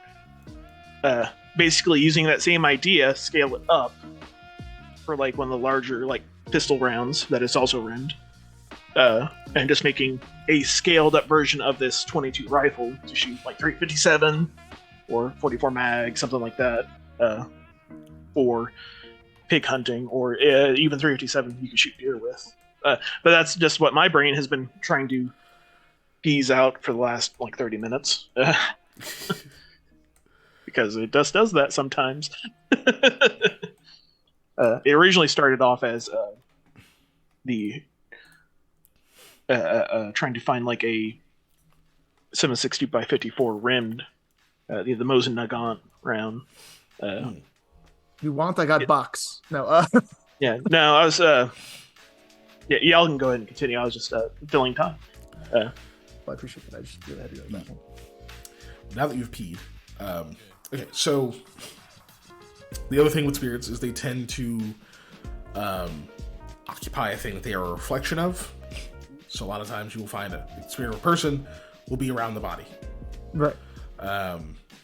Obviously, the spirit of a broken object will be around a piece of it or where it was broken, some place of significance. All those typical tropes you'd expect. So when we have them, say, calling a spirit, I don't see this as a thing that they're doing to be like, go fight that guy, because I don't really think it's a thing spirits can do generally. They can't. Like I was fucking, they can't deal like direct damage, right? Yeah, probably not. But I imagine they could do some other cool shit. Like, I don't know. Like, I imagine they could move things, right? Maybe, like, they could move things. They could do things that, like, what you kind of, with what we think of, right? Make the air cold. Just, like, cause odd disturbances. That kind of deal. And basically, I'm imagining the call spirit thing is sort of a catch-all for both requesting a spirit do a thing, like just take an action for you that isn't dealing direct damage. I'm okay with it being like, I want it to fire that gun. Mm-hmm. Right? That's like, cool. That would be kind of neat to make somebody like shoot the ground or whatever, right? Yeah. And then they have to reload all of a sudden. Right. Like, if they could do something like that, that'd be kind of fucking cool. Like, it's like, if you wanted to try to shoot someone, it's like, pretty unlikely. Like, you'll pull the trigger, maybe we'll roll some percentage die or something to see or whatever, but, like, it's pretty unlikely it's actually going to hit something. Or a person, right? But unless it was already aimed at that person. And, like, steady aimed at them or something. Or it's like a crowd of people. Yikes. But, or if it's like somebody put a gun down the front of their pants. Future further reason to never do that. Yes. But yeah, stuff like that. Like, they can, I imagine they can take some kind of action at a distance, right? Yeah. Only so far from either you or whatever its reflection is. Mm-hmm. We're not gonna do it now, but I imagine we can assign like levels of power to spirits, whether it be like 1 to 5 or some shit, just to be like, you know, usually they're gonna be 1, right? And that'll mean, for example, that would mean like, okay, you can get it to do one thing before it's out of strength and can't do anything else. Is this going to use humors? Was going to be my question about it, because we need some kind of, I want to say we need some kind of resource management for this. Yes. I imagine we could say maybe this is a thing we can do. We give it like a certain number of times that they can do this, like some like pool of manifestation points or some shit. I don't know. Okay. Maybe like a fairly small pool that they can use humors to like refuel it, or I mentioned any kind of retry type situations, like they try to manifest spirit and fails. Even if they have points left, they can't do it again unless they spend humors. Okay. And maybe even maybe it's an ability they'll get later where they can try to use humors to strengthen a spirit. Like, it's done its thing and they're like, fucking, there's no other ones here, I really need you. They can like spend a humor or whatever to like kind of power it back up so it can do something again. Okay, yeah. But I think giving them just like at least a few times where they can just kind of flex their ability without eating up a resource is okay. I think that's cool too. I was thinking there's that, or we could also attach a use of like part of their stamina stuff, or like reducing something where, you know, as they it eventually has a cost, because obviously doing it an unlimited amount of times is kind of busted. Yeah, we could attach it to drive. Mm-hmm. Maybe not that it costs it. How do you? What's the word I'm looking for? That you have to. Like basically whatever spirit you're manifesting, whatever, like it kind of holds that piece of drive. Mm-hmm. So you don't have access to it until the spirit is done doing whatever it does or whatever. Right. Or even... And the higher the level of spirit, the more drive points it takes. So basically, unless you have X amount of drive, you're not going to be able to use those high level spirits anyways. Yeah. And I imagine if you do something that like pisses it off or something like that, it just keeps it. Right. Like you don't get it back and you have to wait till the next day or something to refill it. Okay, cool. So that also, that then means that if we have a way to this incentivizes you when you're building your stats to have more soul, because the higher your soul is, the higher your drive is. So this incentivizes you to put more in that base stat as well. Mm-hmm. And then should also,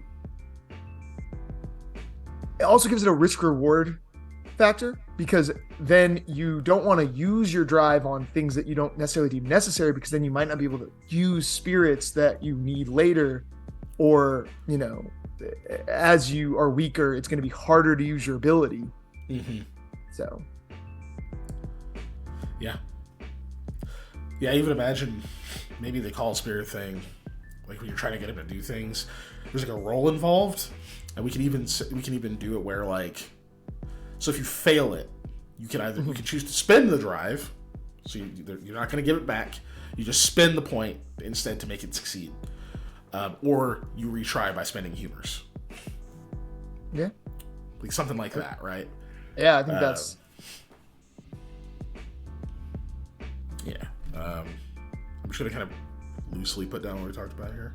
I'm trying to think of the word that we want to use where because they're temporarily holding on to the drive, but essentially, right? But I'm trying to think of a good word for that. Like we're not expending drive, we're allocating it, essentially.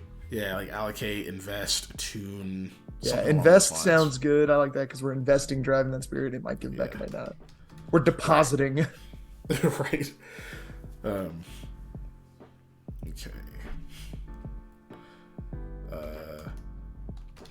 Of drive based on power of spirit. Power of spirit called affects how many actions it can take. Can't deal direct damage, but can do other stuff. Like I'm kind of cool with it just being able to take any fairly simple action, anything that takes one action, right? Mm-hmm. That isn't dealing direct damage. Right. So I think too, like, and however we want to set it up for levels or whatever, because like I think being able to like unlock a door from the other side would be super useful, mm-hmm. but it's gonna have to be a higher level thing because of every door you can just unlock simply. Yeah. But like if it's like, I don't know, making it so a gun can't fire kind of thing, like you're literally preventing it from being fired, or if you are, but it can only be one action, so it can only work one time, right? Mm-hmm. Because it's only one action. It's not like you just forever get to have a spirit clamped on this gun. But, right. We have runway to like do other shit like that in later levels. But something as simple as turning on a light to make somebody go, oh, they're over there or whatever, right? Would also be really useful if you're trying to like sneak around, like you're causing distractions. Yeah.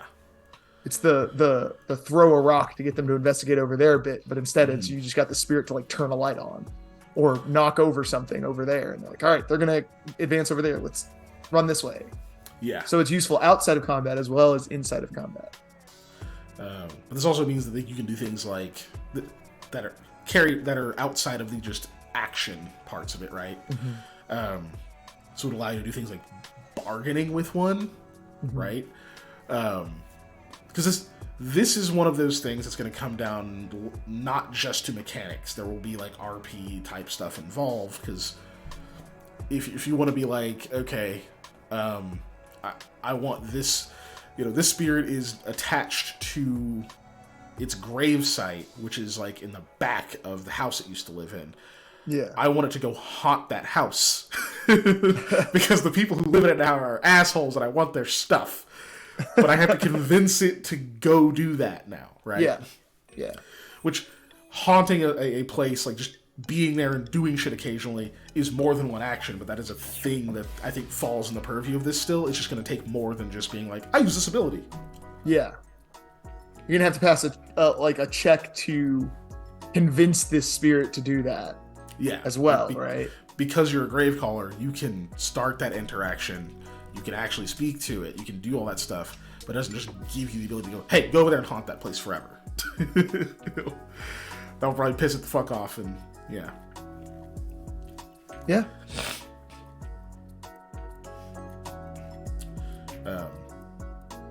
Which I don't know what the like downsides of a spirit being mad at you would be, other than like, I guess they could maybe like attach themselves to you and you like can't recover a certain drive daily or some shit. It'd be really bad. But yeah, it would be really bad. So be nice. Every time you go take a drink, they just slap the cup out of your hand. All right, I gotta see an exorcist. Dude, just go apologize. You can do... No! It's the principle of the thing. Okay, cool. So you can't direct that image. You can do other stuff. You can bargain with spirits. In psychometry, you can read... I'm just gonna say read psychic impressions on objects. Sounds good. I like it. Because we kind of both know what that means. Yes. Here. But I think that sounds fucking cool. I do too. It's such a neat ability. Drive. So yeah, that'll be fun to play.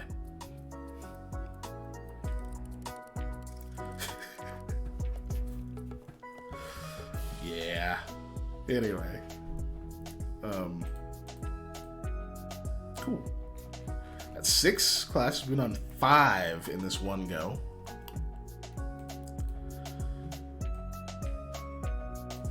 I think we can get one more. We got almost half an hour.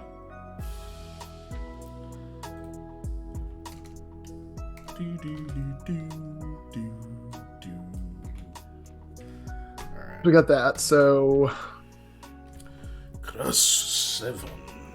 what else are we gonna work on?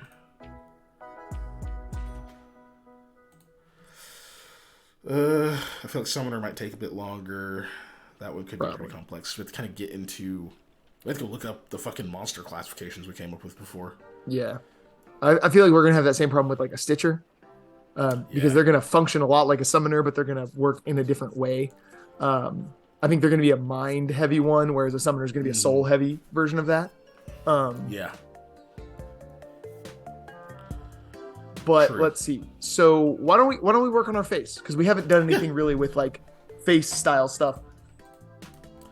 We haven't. This is going to be more of like a con man style thing, or like your secret agent kind of person who they're infiltrating things so that they can but infiltrating things in like, I have a disguise. I am pretending to be Joe R. Bluffington. Not necessarily the sneak in to infiltrate area. It's going to be more of your James Bond spy. You can know who I am, but I'm so goddamn charming it doesn't matter. Kind of stuff. Yeah. Yeah, absolutely. I think, let's see, what's our spread on this one? The PST, I'm thinking, obviously Mind is going to be forefront. Yeah. Because in here it's encompassing more of the charisma stuff.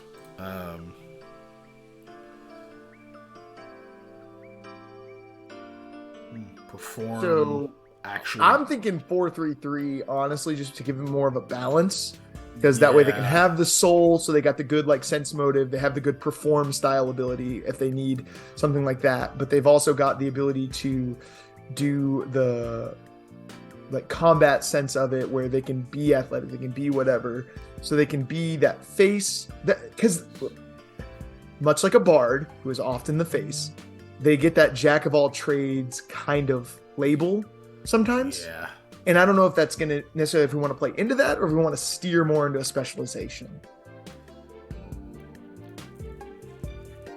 I'm like looking at him and trying to think. We might be a 5-3-2. 4-3-3 still works. I mean, with the other 4 extra points from base. Yeah. Sleight of hand, perception, dodge, evade, that stuff.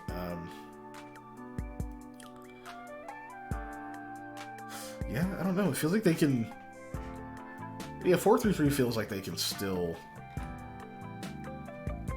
They can still get almost all the shit they need in one go. Yeah.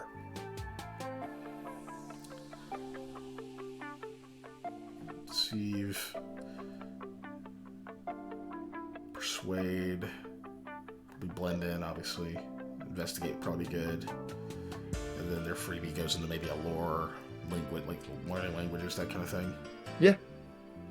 Because I think too, if you just take like deceive and persuade, honestly, and like blend in, all 3 of those would be all super useful, but you don't need all 3 of those. Because you could go for, I want to be more persuasive, or I want to be more deceptive, or I don't need to blend in if I'm just so good at talking, I can then kind of skill monkey some of my other stuff or whatever. So I think this gives you versatility in that you can kind of pick and choose and almost cherry pick what kind of face you want to be.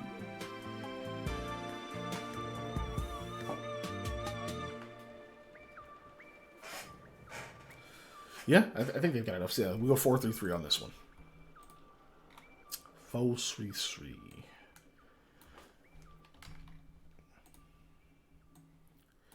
And then, I mean,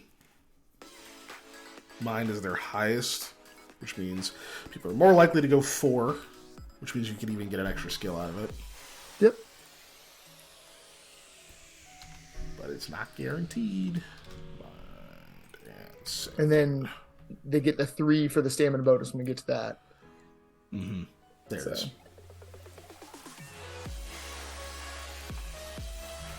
Level for stamina. And the features. Face features.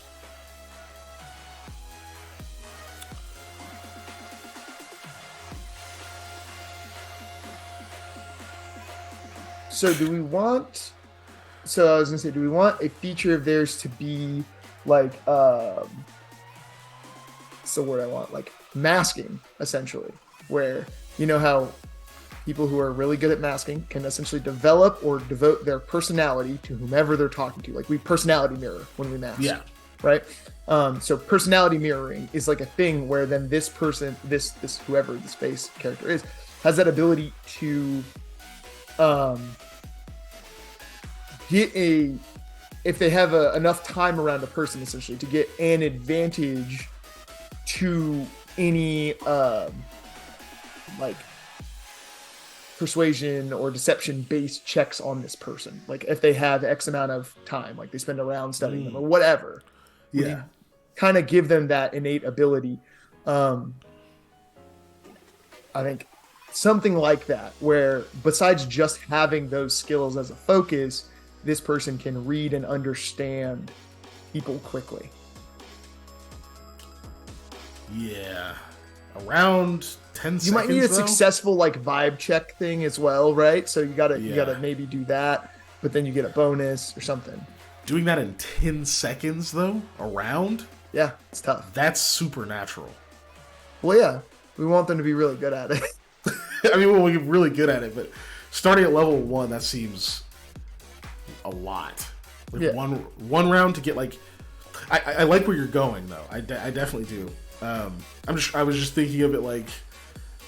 Even being really good at personality masking, 10 seconds is fast. Yeah, that is fast. Also, in conversations don't go by a round, so we don't need to necessarily put a round here. But that's the only thing that I was hanging up on it. Yeah, I was like, conversations don't go in dude. round formats anyways. Yeah, and if they do, we would. It'd be longer. Maybe a conversation round would be like 5 minutes rather than 10 seconds or something. But we'll get to social combat if that's even a thing later. Ugh. I do like the concept of social combat, though. I'm not gonna lie. I don't know what it is, man. It's how it feels, especially when I'm on like a low energy, like super introvert day. Anytime I have to talk to people feels like combat. Yeah, work is all social combat in my opinion. Yeah. At least my job. But, Yeah. Any customer service job is. It's what it is when you're customer facing. Okay, so, but yeah, like that, being able to kind of study a person and have a bunch of advantages to.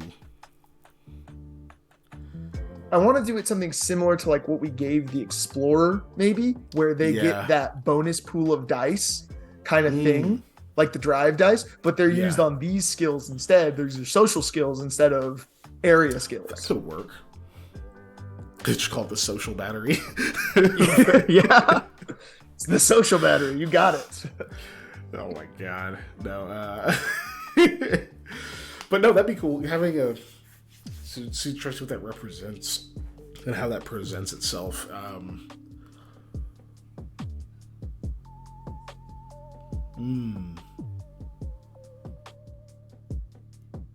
they can spend them on like all the social stuff, plus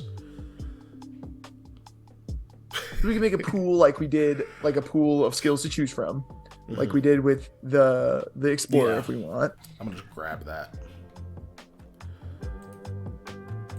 Prep work.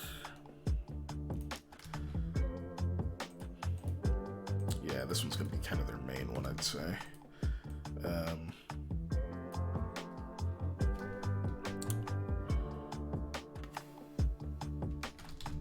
Social engineer. No. Yeah. We'll just call it people person. I like that. I was gonna say something similar to that, but I think mine was not as clever. To deal with social, interpersonal, and social, interpersonal, and what other kind of situations? Negotiation. We'll say negotiations.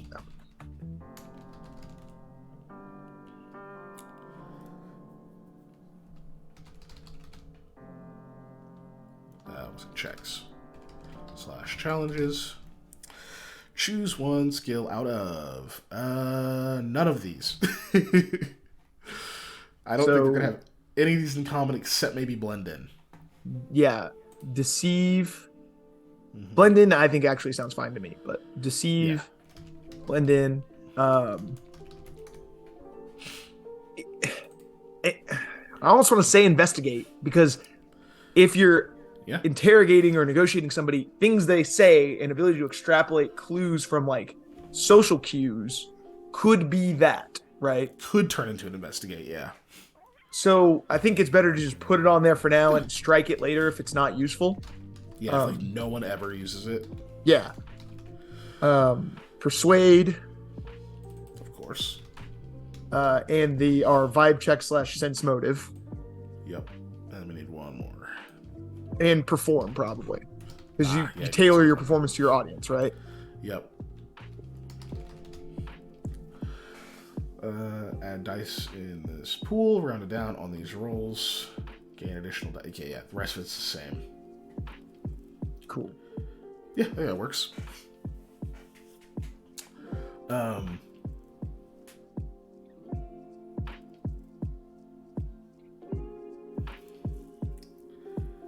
to think of like something else they can kind of do with these, or just something else they can do that uses this social skill.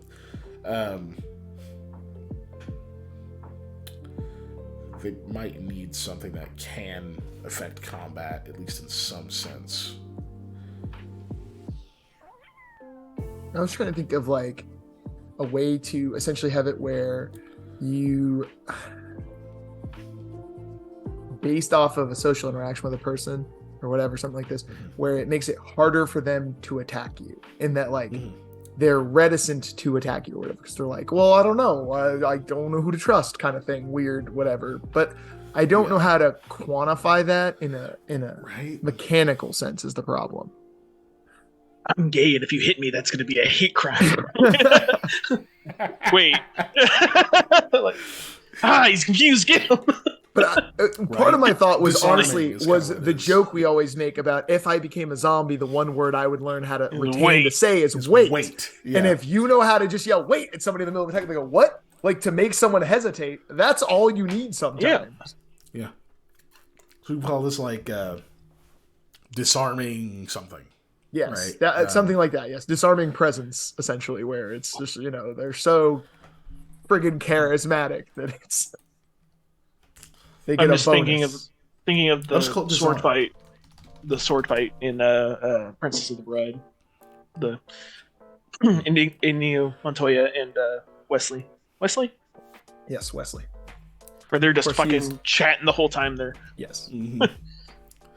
it's still not revealed as Wesley yet at that time. No, Of course, sorry, he's the Dread Pirate the Roberts. Dread Pirate Robbins, but we know it's Wesley because we were watching the movie, but nobody else Right. as a character knows that. Right now, I'm just gonna call it disarm because I don't know what else. I don't know. Yeah. The disarm. I don't want to be like disarming smile because you're gonna be fucking smiling at him. Yeah. From behind cover. Hey, remember me? Yeah. Hey, Please don't buddy. shoot. Shining Wink. No, Shining wink. Anyway, Give him the old finger guns. And they just we drop the watched that, sword. It right? worked great. We watched part of that at least, right? The- yeah. Okay. Yeah. Fucking what a show. Disarm. That could be.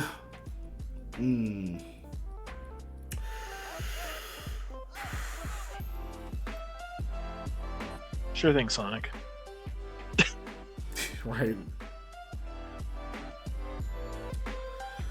Okay, we could.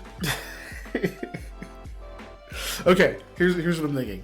Anyone that you have spent your people person dice in an interaction with has that many less dice to attack you till you take a hostile action against them. Okay, sure. If that makes sense. So like you were like having coffee with some dude or whatever, Yeah. and ended up spending like let's say you get 3 at the beginning or whatever, right? You spend like all 3 in that interaction because you've been trying to like really chat this guy up, be super friendly and whatever, and pretend that you're like his sister's, mother's, brother's, cousin's friend, Best friend's Roommate. Yeah. It's all updated. I went to the same place instantly. And whatever, like super good interaction or whatever, and then like later fucking gunfight breaks out at the OK Corral, and he sees you over there like on the other side. You haven't like shot him or done anything yet. He's like, fuck. I'll pretend to shoot him. Damn, I missed, guys. I tried. I tried. It's really hard. Yeah. No, that guy's cool. Everybody else is assholes, but that guy's cool. And then you shoot him, and he's like, bitch. Yeah, instantly. Like, That switch would flip, where you're like, Yeah. Right? But yeah, I do like that conceptually. I think that's kind of cool. It's a little wordy. It's a little wordy. Yes, it is wordy. But I also think that I want to say too. I also think this is going to be tough. I kind of want there to also be a follow me ability where this person can get everybody to go, like pay attention to me. Kind of thing in a combat situation where it's like deflecting notice from other people. The reason I said follow me is because in Pokemon there is a move called follow me that in doubles, if a Pokemon uses that, all the Pokemon attack that one instead of the other one. And so what you do is you just get a Clefairy, put Eviolite on it, and click follow me every single turn, and then bash people's brains in with something else while you do that. Okay, well, I don't know. We could flip this some. We call this disarming distraction. And we could have it where you can either direct attention at yourself or away. Or away. I like that. Yes. Okay. Right? Yeah. So I'm imagining that as either, doing some shit where you're like, look at me, I'm covered in pudding. And people are like, no, you're not. But that's that momentary distraction. Or it's, guys, wait, why are we fighting each other? What the fuck is that? And everyone looks that direction. Whatever, right? Yes. However that manifests. Cool. You can direct attention in a radius at or away from you with an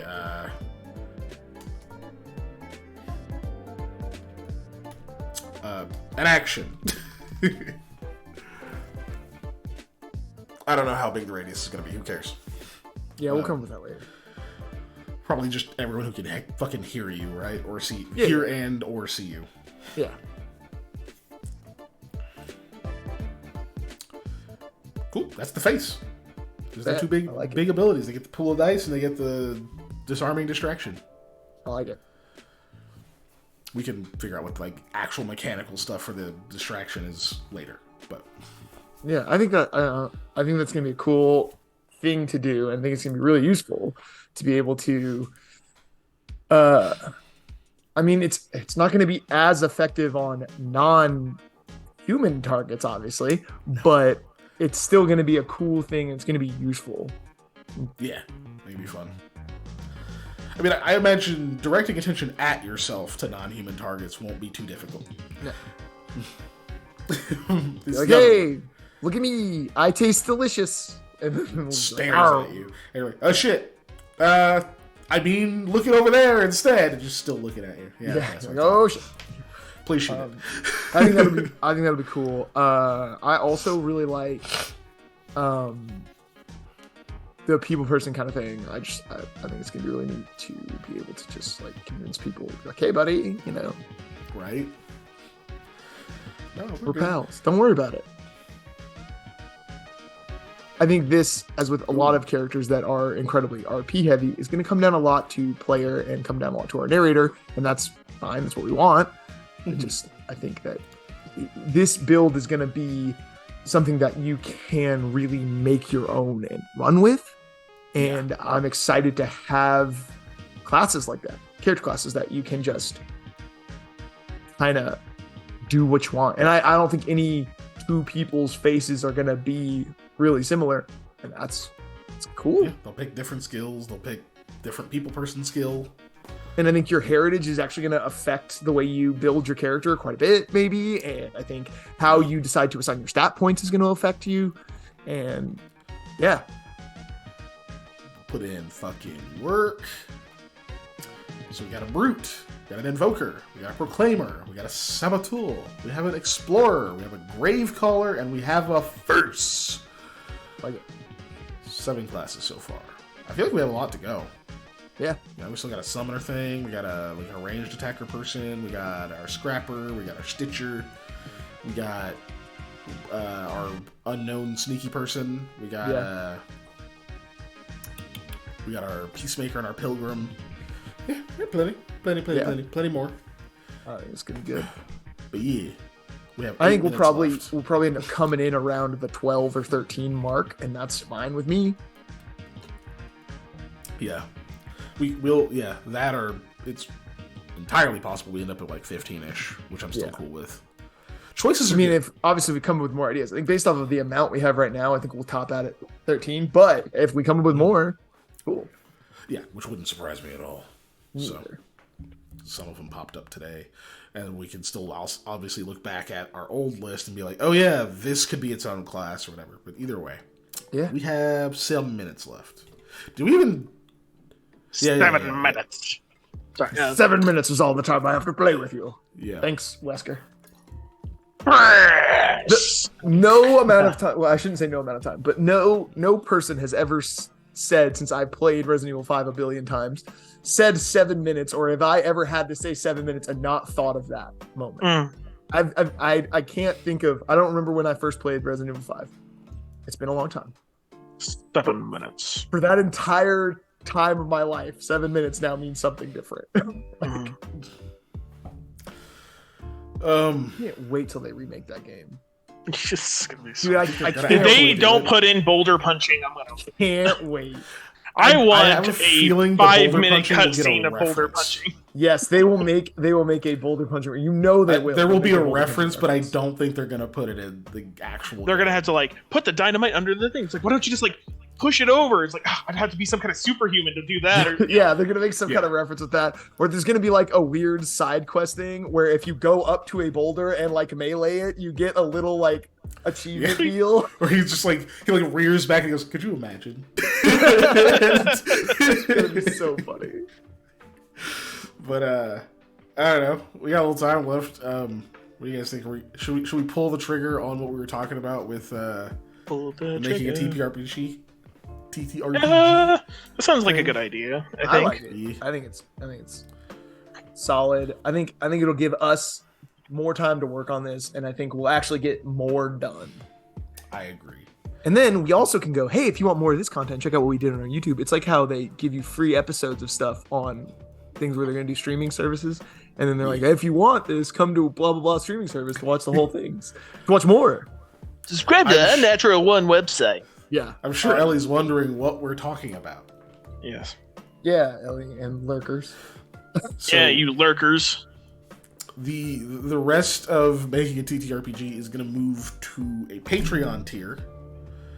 So only people who really want to see this stuff, probably in smaller chunks, and we'll be able to record more of it, honestly. Hey, dog. Dog. We'll have to suffer through it. And also, Panda does not have to suffer through it. As much. We'll still make him come on sometimes, You'll especially probably when have we to need show up to talk to him about gear and equipment, since that is kind of what he's here as a speciality for. But yeah, we're gonna move the series over to Patreon. These obviously will remain free. We're not gonna pull them off of YouTube. No. That'd be really messed up. But yeah, we're gonna figure out what we're gonna do for our once a month thing instead of this. Like, well, maybe we'll do more game shenanigans, or we'll just come up with some other stuff to do on every fourth week when we're not doing Into the Storm. Yeah, we could have. We got options, man. Yeah, we've always talked about having like a talk show kind of thing where we talk about different stuff that we've done over the month, or where we talk about Hyatt lore or whatever, because we make lots of in-game references that stuff because Panda and I You're gonna fall. play in Hyatt more than just on Tuesdays. We know a lot of stuff that you guys don't necessarily like. When we were talking about Aspera and Elastig in the previous one being related, and like they don't know who Aspera is necessarily, but we do because we've played in Hyatt and we've come across worshippers of Aspera. Yeah. You travel with one. And yeah, Molly and Dave, you guys are both in every Hyatt campaign that exists right now. Yeah. Panda's only not in one, and that's just in the Wednesday game. Yeah. I've also read the entirety of the deity wiki that you have, so I'm pretty caught up on like missing stuff. Oh yeah, but I'm pretty caught up on like the general lore of Hyatt as compared to, especially the layperson, like our average viewer. I want to say, layperson. But yeah, that's the change that's coming. So is that the gender neutral term for a fuckboy? A layperson? No, but that's fucking good. Wow. No, but I like that. No fuckboys, no bimbos, and just no general lay people. Oh, dude, that's fucking Jesus. But yeah, so the next 3 weeks will be Into the Storm, and then following that, we'll do something else. Yeah. If we don't come up with anything like wild and crazy, it'll probably just be game shenanigans. Game shenanigans are fun. Those are fun as fuck. Yeah. You know, it's been a while. I enjoy playing Gardic Phone and Choking Hazard and Exploding Kittens and whatever other stuff we do. Those games are really fun. Definitely. So that will be the future of the streams for now. But yeah, we'll come up with the full configuration of the what that Patreon tier is going to entail, and what other things are going to be coming out soon. Yeah. That's it. Just, obviously keep up with our social media where we'll make announcements on that kind of thing. Keep up with our Discord. Our Discord, everything gets said in there. And then obviously you can check out the Patreon. Just patreon.com/unnatural_1s, I think. Just that simple. And you just go to that, you search us, you'll find us. And you can check the announcement thingies. I need to get better at updating those weekly too. But yeah, all that stuff. And then, look for YouTube to where you can do these kind of things. What we might do as well is if when we get to the point where we can have the subscribers on YouTube where we make subscriber only videos, not like where you have to pay. I forget what that's called. But we could also put the making a TTRPGs on those. Or make a playlist of those too. Yeah, which is basically all we do is just make them unlisted. And then share the links and just embed them in Patreon and share the link there. Yep. So that way it'll be easier for you guys to view it than necessarily having to go through the Patreon website. Obviously, you have to get the link off Patreon, but that way you don't have to watch the video itself on the Patreon website. You can watch it on YouTube. You can just go right to YouTube. Now, granted, leave them unlisted and do that whole thing means that like technically people can like share the link and other people can go watch the content. It's true. But if that starts happening, we can always crack down and make them private and just add people individually. Yep. But I don't think anyone will do that. I don't either. Lost Initiative is still going, so we're gonna raid them. Yeah, let's throw it over to Lost Initiative for sure. Lost Initiative. Scott is running. I hope they found that initiative. I don't remember what he's running. Scott is great. It's a mini series. He's doing Is it in the 90s right now, and I think this might be the first episode of it. So, yeah, everybody go over there and say hi to Scott, aka Dalerick. And we'll see you next week. Next week. For our regular schedule Into the Stormness. Yeah. Indeed. Good night, everybody. Bye. Bye. Good night. Okay, they are rated. He's going to expect me to say something, so I'm going to have to fucking wait. Have a wonderful time.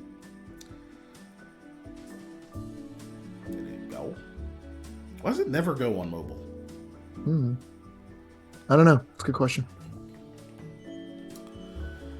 It's fucking annoying. Let's go. You weren't following? How dare. I wasn't. I know, that's all I just saw you did. I was already following him.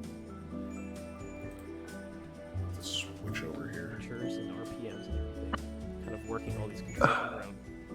And maybe you stop for a sec to read the notes, nod yourself, and then perform the actions that the next couple steps have. That's where the history. You guys are going to be hearing that through my side, aren't you? Yeah, I was like, what the fuck for a hot second, and then I realized, it's double, from yours. Hold on a Okay. Going into the vat, and I'm just going to stop the share for just a little bit. And not exactly sure how. Or wait, no, I think I can share in a way that is an taking application, the form right? of Apps. a person, of a human. Oh, Jesus. And the Just soul went pee.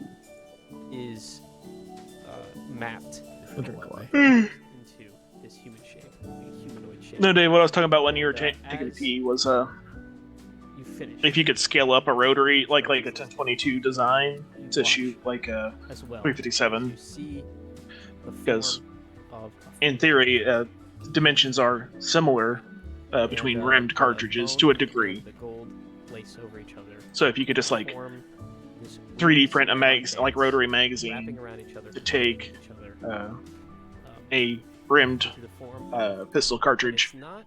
You've seen mannequins. and then just Pretty. scale up the design of a 1022. This one's different. You could have a This cool does not semi-auto look like you've seen 357. This one has Oh, that's cool. a head of hair. That's not normal. This one has So a woman can. more robust armor coming off of it, and weird configurations that seemingly are pre-built into its own schematics on its arms that don't match what you've seen in the past. It looks very smooth. The texture is not as rugged and as chipped as you've seen mannequins.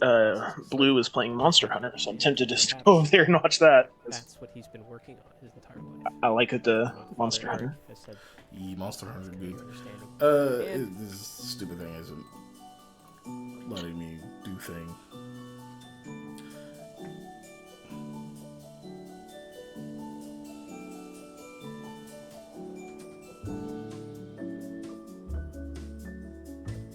This feels like rolling for character creation.